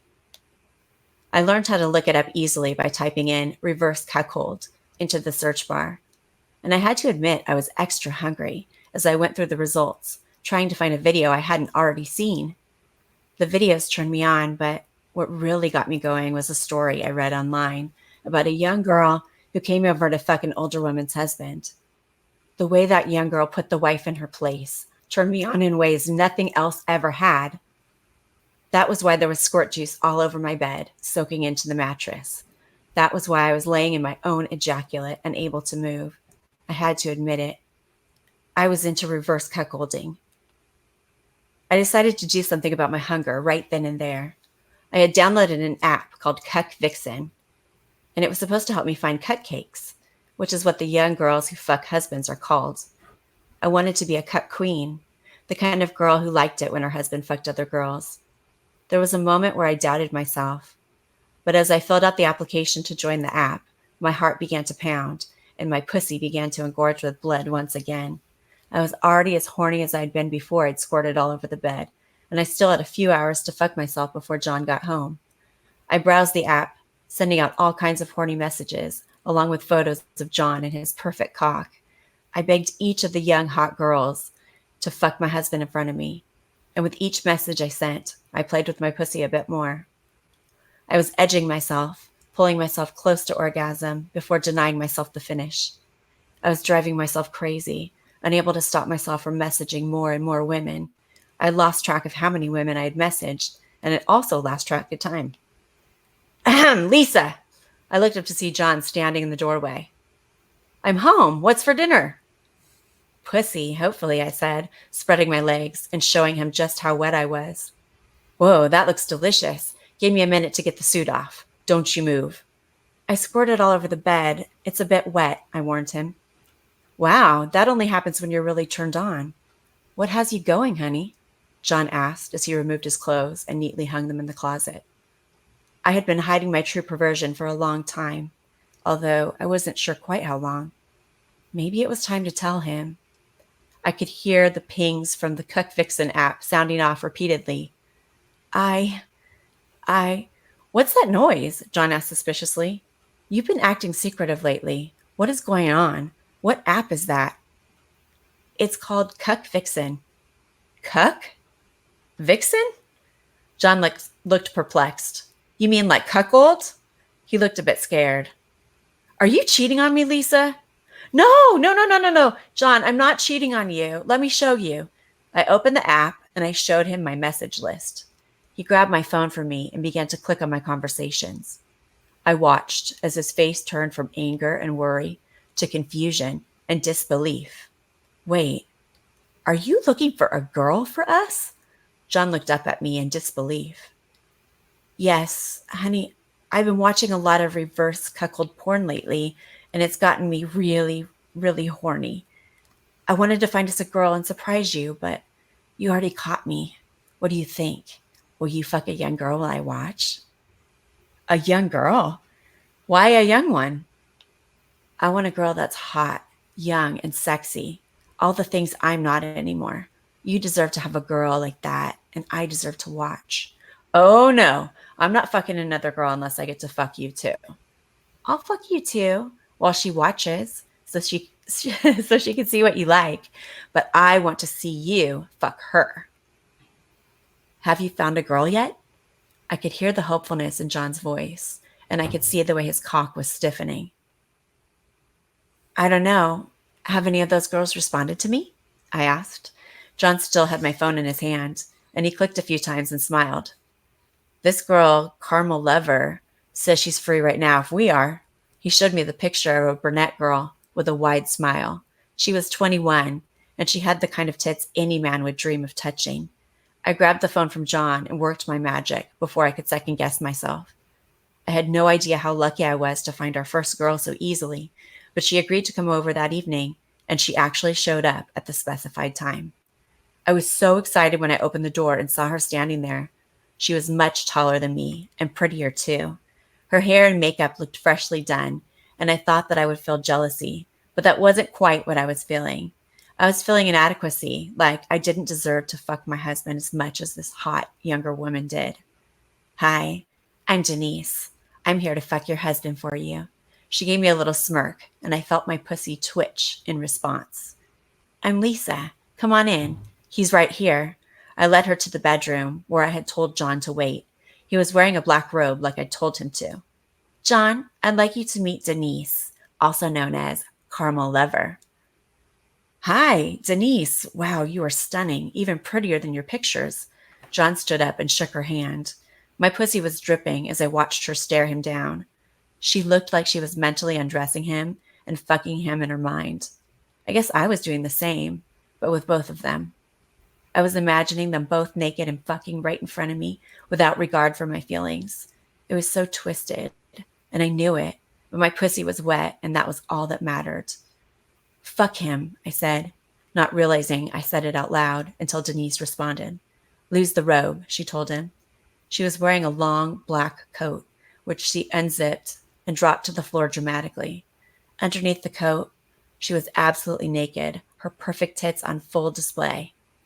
I gasped. John untied his robe and let it drop to the floor in a similar fashion. They were facing one another, and I could feel the heat between them. Do you think I'm pretty? She asked John. Yes, you're very pretty. Prettier than your wife? She smiled cruelly at me. My pussy gushed a bit, and I could feel my own juices dripping down my legs. John looked at me, unable to tell what he should do. Should he tell Denise that she was prettier than me and risk upsetting me? Or should he go with what Denise wanted to hear? Well, are you going to answer me? Who is prettier, me or your wife? You are. Sorry, Lisa. He shot me a look of apology, not knowing how much his words were turning me on. I thought so, Denise laughed. Sorry, Lisa, but I think John is going to find I'm a better fuck than you are too. Plus, I'm young and hot. Too bad you're old and used up, huh? Denise grabbed John's cock and began to stroke it as her eyes stayed locked onto mine. You want to see how it's really done, don't you, Lisa? Maybe if you watch me enough times, you'll get it enough to give your husband what he really needs. That feels so good, John moaned. See the way I'm stroking him, Lisa? This is what he needs. Now watch this. Denise dropped to her knees and began to suck his cock. She started slowly, swirling her tongue around the outside of the tip before she finally sucked the shaft down her young throat. She was skilled at giving blowjobs, and I instantly felt inferior. I could tell she was loving showing me up. She locked her eyes onto mine as she swallowed my husband's cock. This is so good, John yelled in appreciation. Better than Lisa's blowjobs, huh? Denise paused for John's answer. Yes, 100 times better, John yelled, wanting her mouth back on his dick. Should I teach Lisa how to do this? Please teach her, John begged. Lisa, get naked and get down here. You have some cocksucking to do too. You need to learn how to please your husband the way that I do.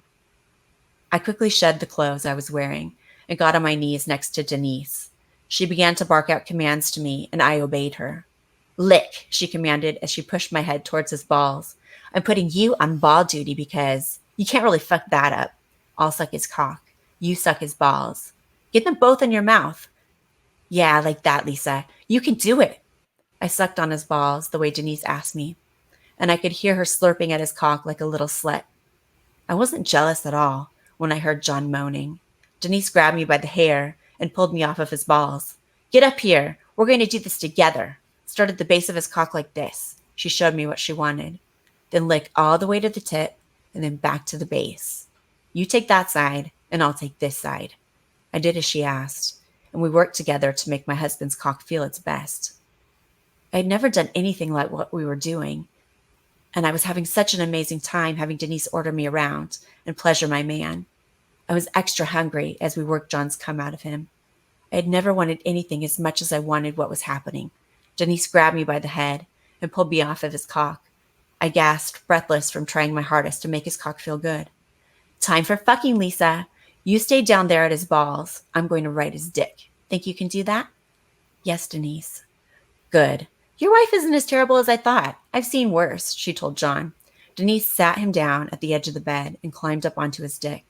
She slid her pussy down onto his shaft and let out a slow, long moan. Tell Lisa exactly how good my pussy feels on your dick while she licks your balls. Oh, and Lisa, lick my pussy and ass too while you're down there. Her pussy is so tight and wet, John told me. So good. I hadn't ever licked anything on another woman, and I'm not even sure that I'm bisexual at all, but at that moment, I knew that I had to listen to what Denise was saying. She was the slut in charge of me, and I was extra hungry. I lapped at my husband's balls. I sucked on them. I even let my tongue wander up to where John's cock met her pussy and tasted their sex. I felt like such a worthless piece of shit. I had put myself in this position on my knees. I had served my husband up to Denise, and now I was licking up their sloppy seconds like it was my job. I felt disgusting, and somehow it was all making my pussy so juicy. I reached my hand down and touched myself, working my clit with my fingers until I was screaming all over John's balls. I didn't say you could come, Denise yelled, and then she fucking slapped me. Hey, I screamed. Finger my ass, Lisa, so I can come all over your husband's dick. That's what you wanted, isn't it? Yes, I admitted. And then I lifted my hand and I fingered Denise's ass. I watched in wonder as Denise began to moan, her orgasm beginning. John's eyes opened and focused on me. We shared a moment of intimacy as his orgasm began. I watched his eyes roll back in his head, and his moans erupted as his cock spurted cum directly into Denise's bare pussy. I could see the cum overflowing, and the way his cock surged with each squirt of cum. I couldn't stop myself from licking the overflowing cum from her pussy, even with his cock still in it. My tongue went crazy, looking for every last drop of cum. Denise raised her body so that I could get more cum in my mouth, and I laughed as I desperately lapped it up. You're a filthy wife, Lisa, one of the filthiest I've seen. You really like watching young girls fuck your husband, don't you? I do, I said breathlessly. Well, now I know I do. This was my first time. Wow, this is your first time? I would have never known. Denise sounded impressed. Yes, but there's one more thing that would really turn me on, if you don't mind, I told Denise, hoping she would be able to help. What's that? She asked. I kind of want you to watch me fuck John. I can do that if you let me give you some pointers. I can tell you have a lot to learn about fucking your own husband. How can you tell? I asked. There's a reason your sex has gotten stale over the years. I can help, Denise assured me. Okay, I can see that you know more about sex than me. And I'm way hotter and younger than you. Don't forget that, Denise reminded me. Let's do it. I was excited. Ladies, I just came really hard. My cock needs a moment.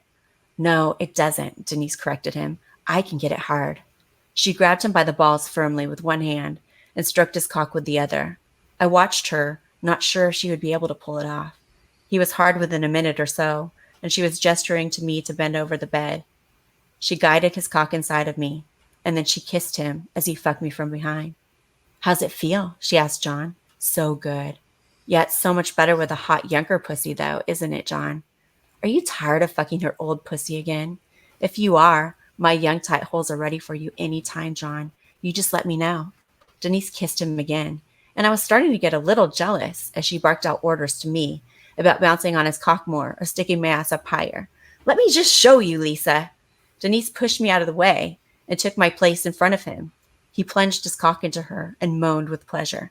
Stay here, Lisa. Let the man have options. Yeah, keep your ass in the air like that. Good job. John, you can choose whichever holes you want to fuck. He kept fucking her pussy, and I was so horny, wanting more of my husband's cock. He didn't pull out of her, and she stared at me, smiling with superiority. He's always going to choose my hot, young pussy over yours, Lisa. Mine feels better, and it's nice to come in, isn't it, John? You can come in me again and make Lisa clean us up. She's good at that, isn't she? Yeah, she is, John grunted, and I could tell that his orgasm was an intense one. That's right. Come in the good pussy, John. Fill up my tight hole with your spunk. Denise looked over at me smugly. He's done now. Get over here and clean us up, Lisa. I almost said no because by then I was still horny and I was feeling insecure. Instead, I crawled over to them and cleaned their genitals. Denise giggled as she squeezed my husband's cum out of her pussy onto my waiting tongue. You guys are cute. I like you, she laughed. Oh, we like you too, John told her. Oh, I know you like me, John. I know how to actually work your dick. Don't worry. I'll teach Lisa. That's very kind of you, he said. Lisa, are you okay? John finally asked me. He had been so enthralled by Denise's pussy that he hadn't checked in with me in a while. I'm good, I told him. I couldn't figure out why, but for some reason, Denise's attempts to belittle me had worked some kind of magic on me.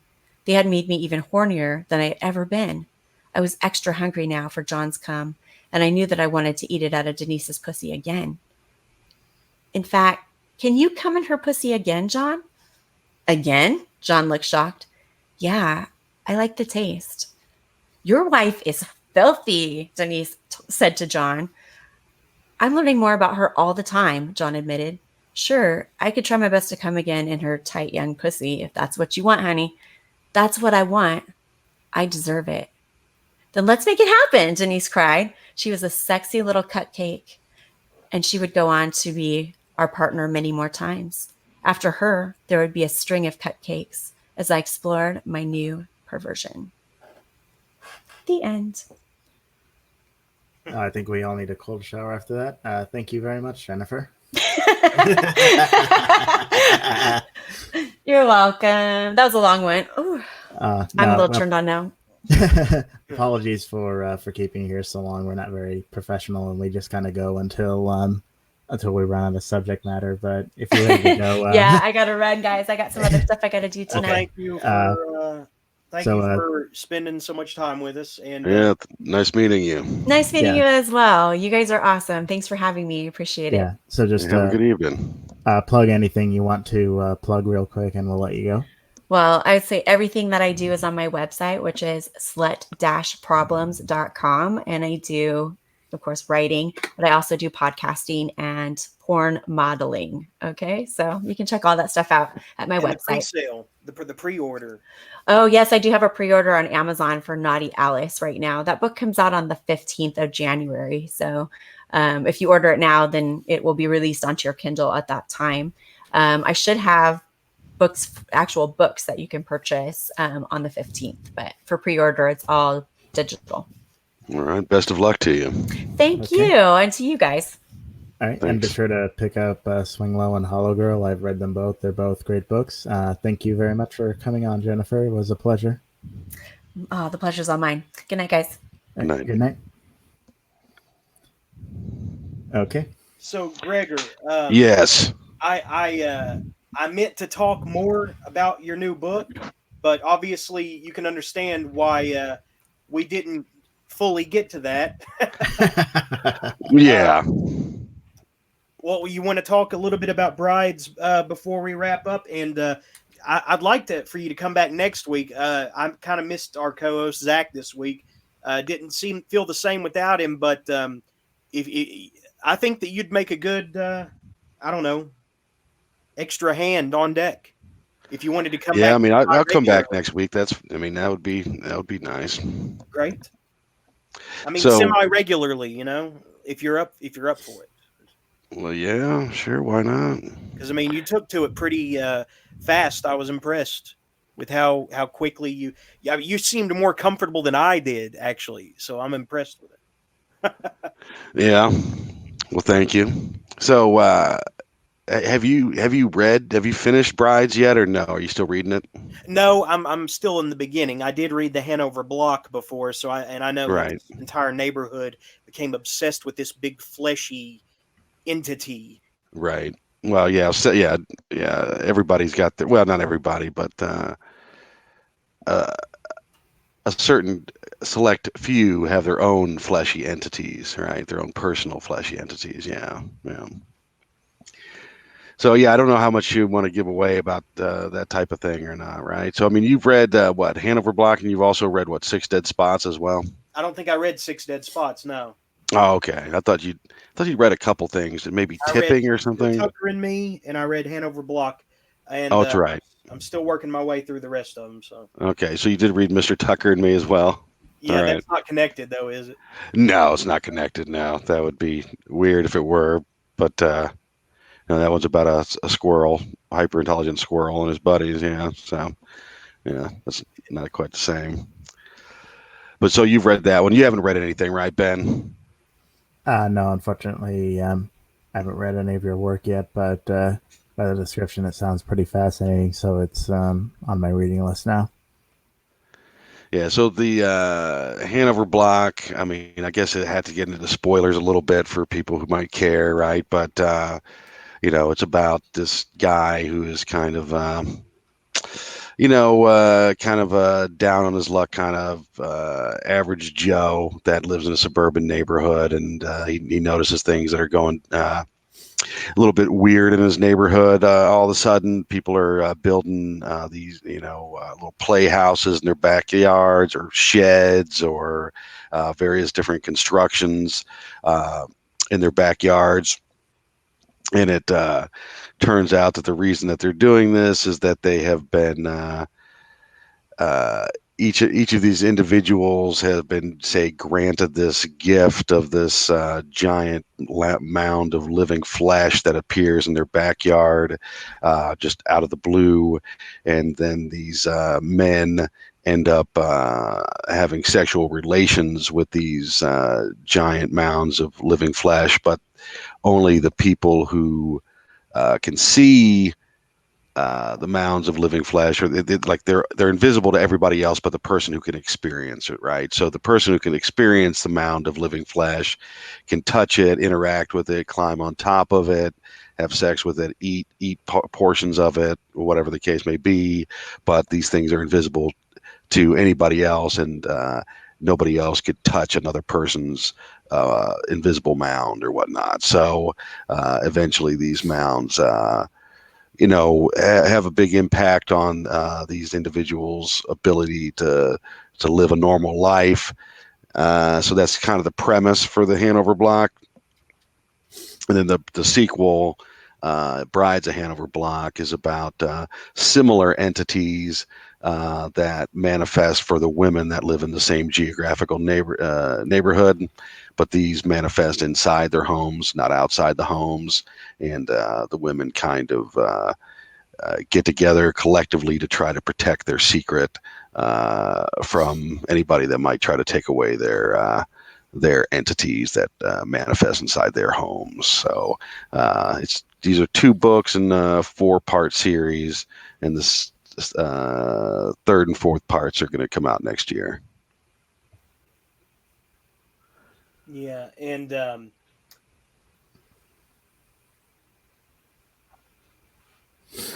you also write a Halloween. I believe you also have a Halloween kind of tradition, don't you? With the bad apples. yeah, the Bad Apples guys, yeah, the Corpus Press, which is Evans Light, essentially. Adam Light, I think, might have some editorial publishing involvement or whatnot, right? But it's mainly Evans Light, and he put out a number of years Halloween anthologies, the Bad Apples anthologies, which there's what 3 of those, and then he put out one called Doorbells at Dusk, uh, as well. So I've got a story in each of those. Yeah, Mallerman from Bird Box is in there. Yeah, he's in yeah, so yeah, he's in the Doorbells at Dusk, and he's also in a couple of other anthologies that Corpus Press put out within the past year or so, called In Darkness Light. And so he's got a story in both of those, and I've got a story in one of those volumes called The Ugly Tree. I got a story in the Creatures of the Night volume, the second volume in that. Cool. But I yeah, swear, listening to you, Greg, I feel like you already have a YouTube presence under another name. no, I don't. But I I've been on some podcasts before, so You have a voice for radio. I'll say that. that's what people tell me. Yes, yeah. So I wouldn't mind joining you all for future episodes. That'd be great. Yeah. Yeah. So Ben, what do you write? So I know you've got something called Elaine coming out. Is it coming out? It's Atlatl, right? Yeah, it's coming out from Atlatl Press. It is a horror novel. I originally pitched it to Grindhouse Press, but Atlatl ended up picking it up. It is a horror novel. Are It's there any about supernatural elements to it or bizarre elements to it? There are. The ending, I think, is pretty surreal, and there's a implied supernatural element, but not an explicit one. It's a more of a psychological thriller about a guy who goes to his girlfriend's hometown for her mother's funeral, and then realizes he can't find her, and strange things start happening, and it starts to feel like the town is conspiring against him, Hmm. and a lot of his I guess to relate this back to Jennifer Johnson being on, a lot of his repressed desires start coming out. Okay. I compare it to like stuff like Silent Hill, The Wicker Man, things like that. Okay. It sounds like something I would like to read, and I do like. Well, I mean, I don't think I've read much from Atlatl aside from Anderson Prunty, right? But I do like Anderson Prunty stuff. Yeah, Prunty's pretty awesome. Like his last book, Neon Dies at Dawn. That was a really great one. It was pretty badass, wasn't it? Yeah, it's pretty I've not awesome. read it. I own it. I've got the audio version of it, but I've not read that one. I've read what is it called? Failure is a Way of Life. Um, what's the one with the? I can see the cover, right? Oh man, I can't remember. Slither with Me or something like that. Squirm with Squirm Me. with me. You know what? That was a departure for him. But that's one of my favorite Prunty stories because of it. There's no supernatural elements to it or anything. It's just a guy and his rich brother Right. who's gotten into some shady shit, going to some convention to beat up some guy who tried to ruin his reputation or something. And Yeah, it was good. I mean, I liked it. Yeah, yeah. And then Fred Fuckness, and it seems like I've read a couple of his like Andy Boring stories. Uh, uh, but I will be reading more of his stuff. I really do enjoy his delivery, his general style, his voice is very entertaining, very smooth, and very funny. Yeah, darkly funny. Yeah, I've actually admittedly only read two things from him. I've read Neon Dies at Dawn and Slag Attack, which are very different, but both are pretty good. Yeah, I've got Slag Attack as well. I've got a number of his books that I have yet to read in my possession, but yeah, Slag Attack is one of them. Yeah, so that's good as well. But yeah, that's what Elaine is. My prior novel was The Story of the Why, which is about a wannabe music journalist and his friends traveling to Mexico to try to track down a mysterious musician. Yeah, I know about that one because, and I'm not trying to be rude or anything, but I listened to the last week's podcast with Cannibal Cop, and I Mhm. think that you talked about that in fair amount of detail, and I was very fascinated about the to hear about the musician that was based off of, and the outsider art and all that stuff. I find that stuff fascinating. So yeah, that does sound like something that was right up my alley as well. Yeah, and I guess my first real published book was The Complete Idiot's Guide to Saying Goodbye, which is a collection of horror, bizarro, and experimental works. Okay. And then I have a chapbook called The Sky is Black and Blue Like a Battered Child, which is a self-published chapbook of poetry. Nice. Very nice. Yeah, those all sound like things that I would enjoy reading, so I'll have to check it out. So Elaine comes out when? Elaine comes out the end of February of 2020. So it's All right. available for pre-order on Kindle now. So All right, cool. everyone listening, buy it. Yeah, and I think I might check out that Story of Why. That sounds like something that I would dig. Yeah, and I think that segued into the conversation about Flickr. That it was just, investigating a mysterious art or artist or whatever. And that book, Jeremy, you're right. That's a fantastic book.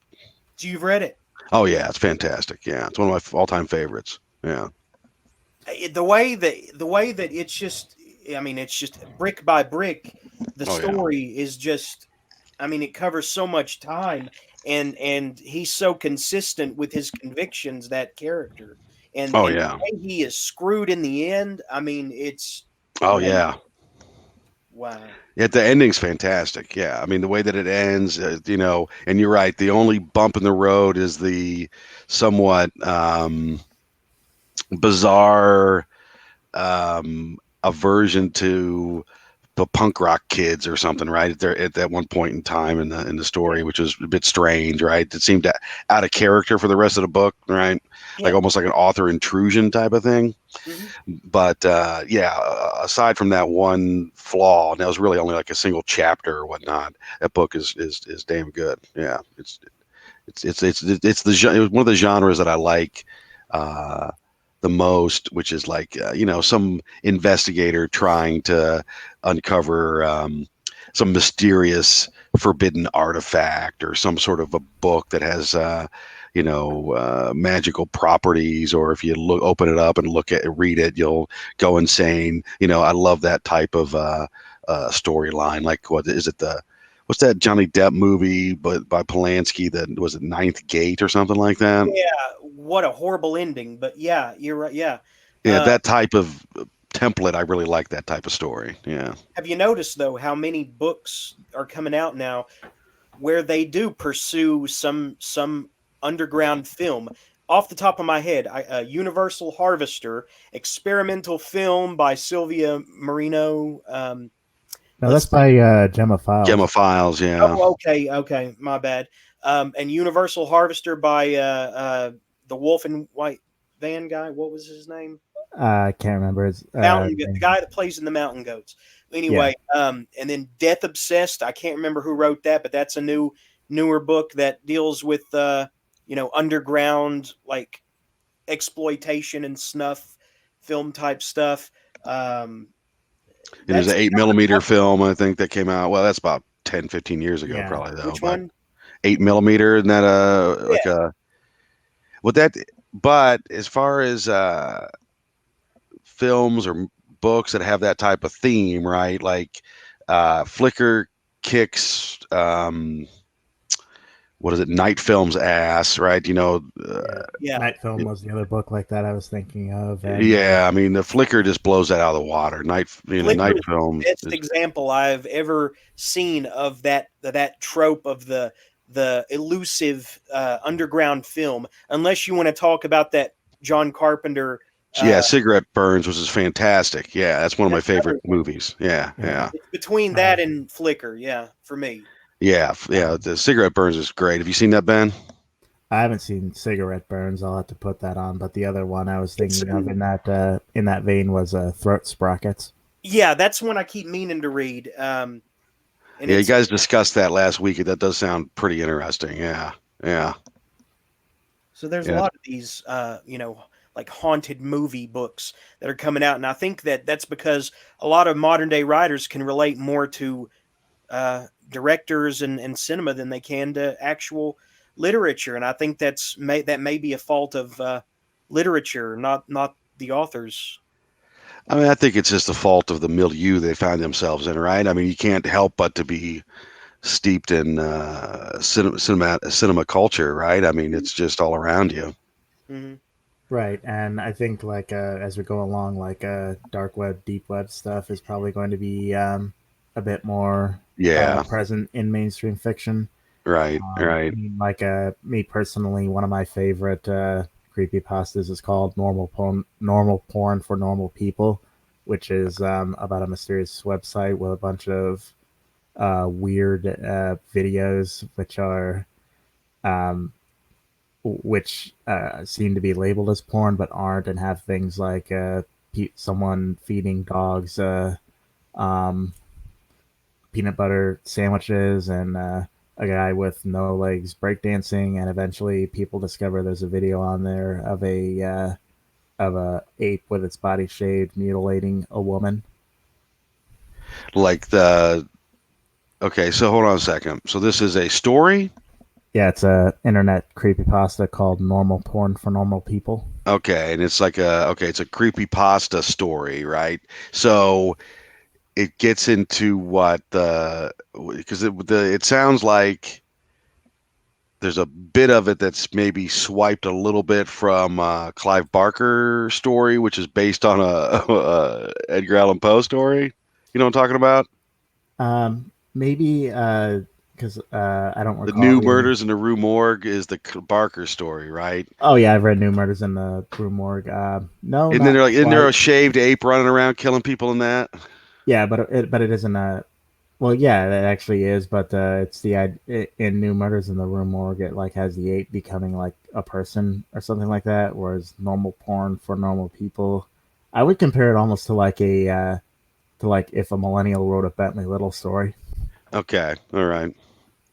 Yeah, I've read some Bentley Little, so I mean, I'm getting way off topic by talking about Bentley Little. But so, what ultimately happens in this now? So they find a video of a shaved ape Yeah. brutalizing someone. Is that right?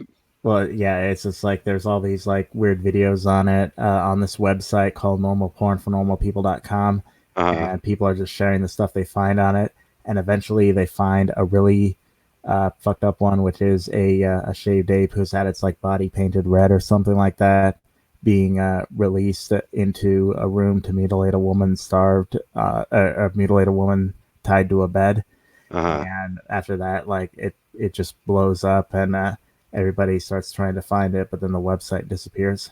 So it is kind of a Yeah. shaggy dog story in that there's no real resolution, but Right. Right. it's just like a mixture of the kind of mixture of horror, humor, and absurdism that really appeals to me. Yeah, I do like that. I like that story. Right. What you just told me is a good premise. I like it. Yeah. So the creepy pasta stuff to me, it's an interesting phenomenon in that um, there's a lack of ownership, right? Where it seems like like it seems like if you're going to go put the effort into building a story like the one you just described, that you would think that somebody would want to be able to take credit for it, right? But in the creepypasta world, nobody takes credit for the urban legends, short stories, crossed hybrid that they come up with, right? Right. There are some who actually do like collect their stories into books and so forth, but a lot of them they either publish under usernames or publish anonymously. Right. So, I mean, but how do you even know that the person that's publishing them really is the person that created them, right? Yeah, because that was the original appeal of them. They would be posted on like a 4chan where you can't have a username, and Right. they would just be spread anonymously.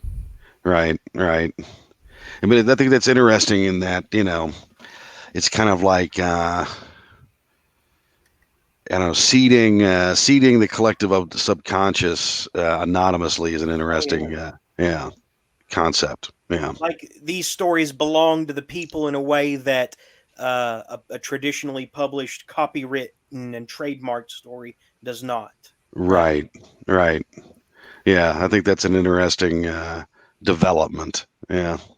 Right, and there are times where they'll come up with characters rather than stories themselves, like Jeff the Killer, the Slender Man, Right. the uh, I, I can't remember the name of it, but things like that. It's like folklore on purpose kind of thing. Yeah, You know, it's interesting. It's an interesting development. I think that yeah, and I think you're right though. And I think that where we got to this was you're talking about how the dark web is going to be the new mysterious film, right? right. And to an extent, it already is. Like people Yeah. who like writers who don't even on like Law and Order and stuff who don't know what the hell they're talking about will just like throw in dark web because it sounds scary and new Right. to business. Yeah, there's a bizarro horror author. I can't remember his name. I mean, it might be a Um, duo that has done a dark web book. Wait a minute, I can pull it up. I know I exactly mean, which one you're talking about. I know that Lucas Magnum did a book called Gods of the Dark Web. Yeah, That's what I'm thinking of. Yeah, yeah. Yeah, that's Lucas I've Magnum. not read it. Has anybody read that? I haven't. no, but I've it's been on my meaning queue. to. It looks really good. Yeah, it does look good. Yeah, I guess it is just one dude. For some reason, I was thinking it was a duo, but yeah, it's Lucas Magnum. Yeah, that does look a Yeah, good book. yeah. I really want to read his Saint Seiya book too. That looks really good. Yeah, I have to get around to that at some point in time. There's so many books. I've got so many Really? books. Yeah, yeah. One interesting thing that's sort of a development in creepypasta is they've started like the primary outlet for it now is Reddit, and for whatever reason, people have started giving them like weird clickbait names like "Don't ever do X at 3 a.m." or things like that. Uh, And the stories are as hit or miss as creepypasta always is, but I just hate that titling trend. I see a lot of titles recycled. For instance, I worked in a prison and the inmates were not human, or there are strange. Our radio is there are strange signals at our radio station. No, the radio station has been blasting uh, uh, sirens for 2 days, but there's no storm or something. Very, very repetitive titles, and I botched that. I butchered that, but I think I yeah, know what. I hear what you're saying. I mean, I'm sure that a lot of it, and I'm sure that what's interesting about it is that there's got to be people that copy and paste. I mean, isn't that part of the name of the title? Creepypasta is Yeah, Yeah, paste. You know what I mean? It's like the copy paste piece of it, right? Where I mhm. think that there's probably just like uncreative individuals that get a rise out of just slicing stuff together that people that are creative have built, right? And just put it out there to get clicks or attention, right? I mean, it's a weird kind of soupy petri dish type of situation that I find fascinating. Yeah. Yeah. There's been a tornado warning for the past 3 days. I live in a town full of serial killers. Something is taking us. Um, I was born blind, but in my dreams I can see. 10 years ago, I survived an airplane crash. What I saw there scarred me. Um, the girl I, the girl I'm in love with has some pretty big red flags. If you get a call from an unknown number in your area, don't answer it. They have a Hmm. certain feel. You see what I mean? yeah. It's almost Yeah. like clickbait articles. Though the one I was born blind, but in my dreams I can see. I actually like that one. It's kind of poetic. So, I mean, but you'd never know. Like, say, if you told me, "Hey, Gregor, go out there and check this one out," I would never really know unless you linked me to the specific version that you read, whether or not I'm reading what you told me to read, right? Yeah, that's true. There's one where the gist of it is a guy checks into a motel. He's told not to go into the room next to him, but he gets curious and looks in the keyhole and sees nothing Hmm. but red. He goes to um, the the front desk the next morning and he asks them about it and he says, well, there was like something horrible happened in there and the last people who stayed there, their eyes were all red. I've seen like 3 or 4 variations on that exact story. Right, right. Because I mean, people are just snatching these things wholesale, right, and then just changing a few different things and reposting them, right? Yeah, there's a few like that. Some most people actually do try to come up with their either their own original spin, or they're using pre-existing characters or ideas, but they're trying to put their own spin on it. Right. While others, yeah, they do just copy and paste, but like there's enough people in that community who are familiar enough with the famous stories that if you do try to pass one off as your own, you will get called out on it. I got you. Okay. Yeah, but it's a weird kind of collective dream world that's being built in that space, right? I mean, that's what it seems like to me. Yeah, and that's a kind of like the one of the most famous ones, Candle Cove, is about.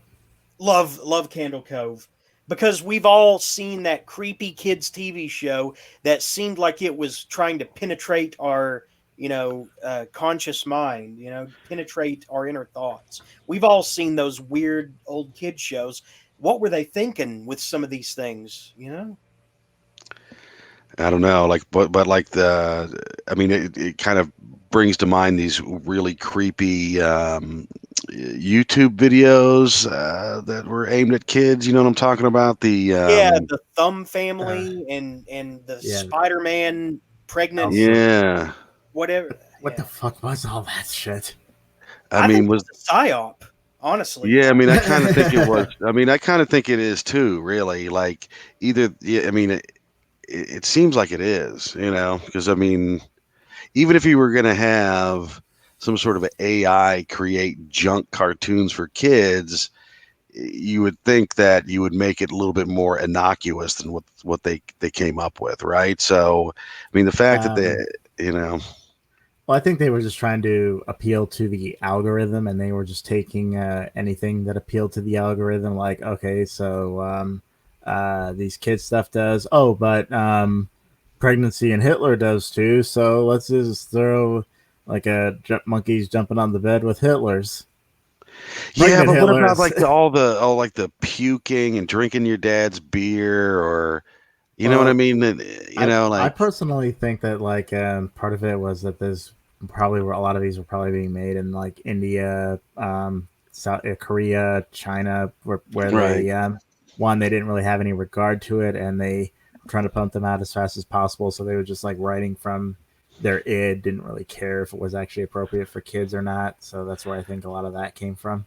Right. I mean, you're probably right. I mean, it's probably not a psyop, right? But it's not outside of the realm of possibility, and the likelihood is it is just let's just crank out the crude, just flood it right with content, right? Don't care what the content is most likely scenario. Yeah, But it's true. I'm a big proponent of Hanlon's razor. Never Right. attribute to malice what can be easily explained by stupidity. Right, right, yeah, yeah. But I mean, in this case, there's levels of malice, right? I mean, you're still trying to exploit children by pumping out junk content, regardless of whether or not you're trying to demoralize them through, perverted puke stories or whatever, right? Yeah, I So, think I mean, I suppose it could be like the case of the kind of people who come up with the Care Bears and shit who just pump out mindless children's right, entertainment, but in this case, like they don't even care if it's appropriate for kids or not. right, exactly, yeah, yeah. So, I mean, regardless, it's creepy and it's Yeah, it's it's truly bizarre I mean, some of those videos are just amazingly bizarre, and it's very, very creepy. Yeah, Yeah. not in a good way, in a way that something feels off. Oh yeah, yeah, yeah, definitely. Yeah, that's a very weird. Was it called? Elsa Gate, I think, is what the phenomenon is Yeah, commonly referred to man, I as. forgot. yeah, I forgot Yeah, about it. Yeah, yeah, yeah. I yeah. blocked it out. Because for some reason the Elsa was a big one. Well, not for some reason. Elsa Right. is a very Yeah, popular character, and exactly. but for Yeah. some reason, like Spider-Man and Spider-Man fucking Elsa and Elsa getting pregnant and Right. Elsa eating shit. What the fuck am I looking at? Yeah, exactly. I mean, in Spider-Man, I mean, Spider-Man is like one of the most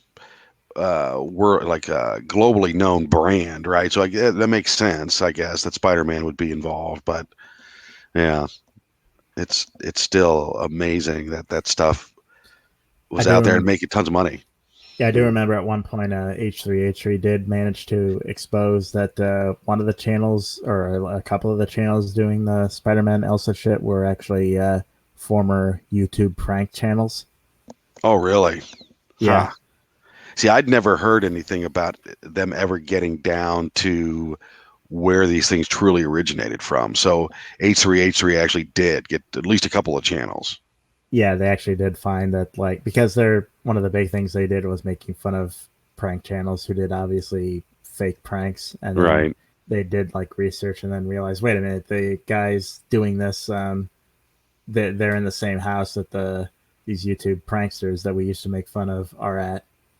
Oh, so they were able to tell by props in the house, and these weren't like the cartoon ones. These were the ones where they had Yeah, actual the actors. actors dressed up like Elsa or Spider-Man, and yeah, okay, Yeah, and some of the channels you could tell it came from India because because of the fact they used one the actors had Indian accents, and because I guess the Johnny Yes Papa thing is actually like one of the most popular English uh, nursery rhymes in India. okay, all right. That was a very interesting phenomenon, very creepy. Uh, is that stuff's probably still out there too, right? It is probably still out there, but it's probably going to get struck down pretty fast because The YouTube, COPPA of course, stuff. yeah, Kappa, Yeah, where, which honestly I think YouTube deserved, and it's going to screw over some of the creators, but with any luck, they will stop screwing over the edgy creators and realize that, oh no, maybe we should actually let some people with more adult-oriented content flourish on this website. Yeah, between Elsa Gate and Onision, it's no wonder they just updated their policies uh, to Well, the they got point. sued for millions of dollars by the FCC Well, you have. because Oh, really? Oh no, yeah, the because FCC's on them because onto it now. yeah, because the FCC realized that they were intentionally marketing themselves to kids and taking data from underage users, which is Uh, very illegal. what the right. hell, man? But I wonder how this one's gonna. If this video is gonna stay up, maybe I should make it unlisted so those who know have the link. But I mean, because I My mean, answer is we went like pretty hardcore this week. You got to admit, compared to how we usually. I mean, I wonder that's if that's a real question. Should I unlist this so people can see it? But it's not. It's I mean, already it's it's already I, only 18 and up.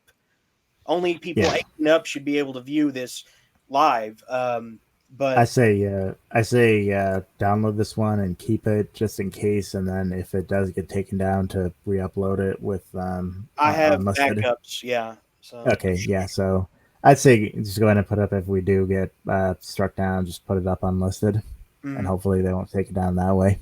mm. right, And if worse comes to worse, we can always put a backup on BitChute or something like that. right.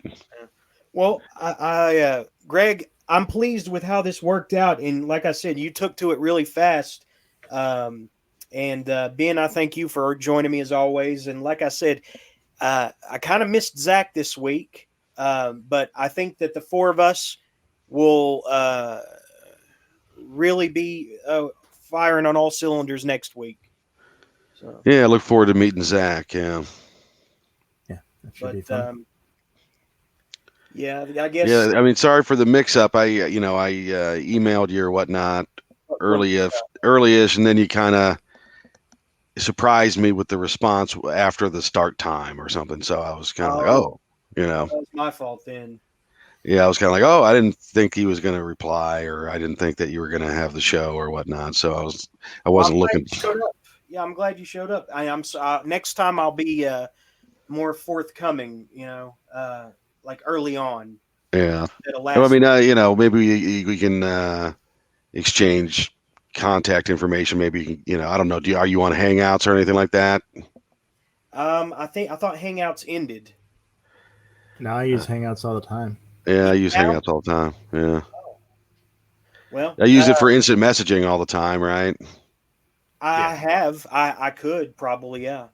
I'm not saying we should use that for the show. I'm just Yeah, saying, right. like, if you wanted to contact me, right, I always usually have, Google Mail open in the Hangouts or whatever, right? You could always Yeah, IM me saying, hey, dude, we're getting ready to go or whatnot, right?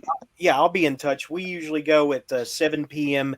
Eastern Standard Time on Sunday evenings. What time did you guys get started tonight? Was it 7 or is it after 7? 7 or a little after, yeah.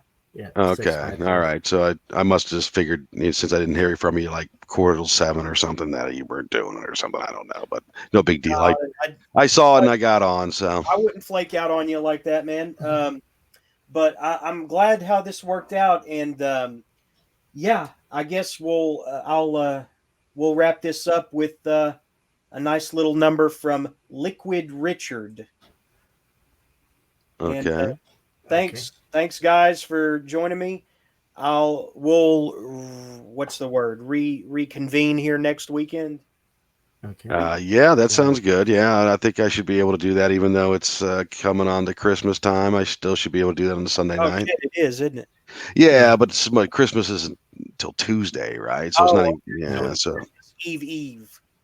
yeah, so it should be fine for me. Yeah. Well, hopefully. Be sure to pick up Gregor Zane's books. His what are the titles again? Right, the Hanover Block. That's the most recent one. Yeah, the Hanover Block is available currently for 99 cents. And The Brides of Hanover Block is also a new release, right? That's not 99 cents, but you can get the first novella for 99 cents, The Hanover Block. Okay, and my book Elaine is available for pre-order on Kindle. And one thing is, if you pre-order it on Kindle, I'll send you any one of my prior books for free on Kindle. Just message me or email me that you bought it, and of course, be sure to visit our guest's website to pick up her work, her books, her stories, her porn. You can go to slutproblems.com. That's slut-problems.com. And you can find Jennifer Johnson's work there. And me, I want Fantastic. people to listen to the show, so that's all I have to say. Okay. So all right. Thanks for having me, gentlemen. All right. Have a great night, guys. Thanks so much. It's great to meet you. Likewise. All right. Likewise. Good night. Good night. Slowly seeping out of it, and all I get is green. Big up Liquid Richard. Big up Liquid Richard. My name is Richard. I hate streaming. The fact is, I'm not a good streamer. I do this to try to milk the last little bit of my viewership.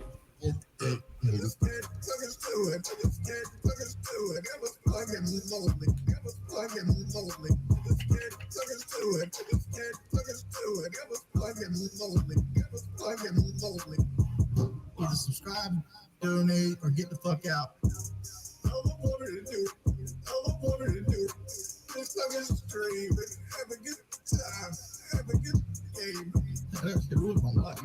All I wanted to do is fucking stream and have a good time, have a good game, have a good time, have a good game. How is that even fucking fair?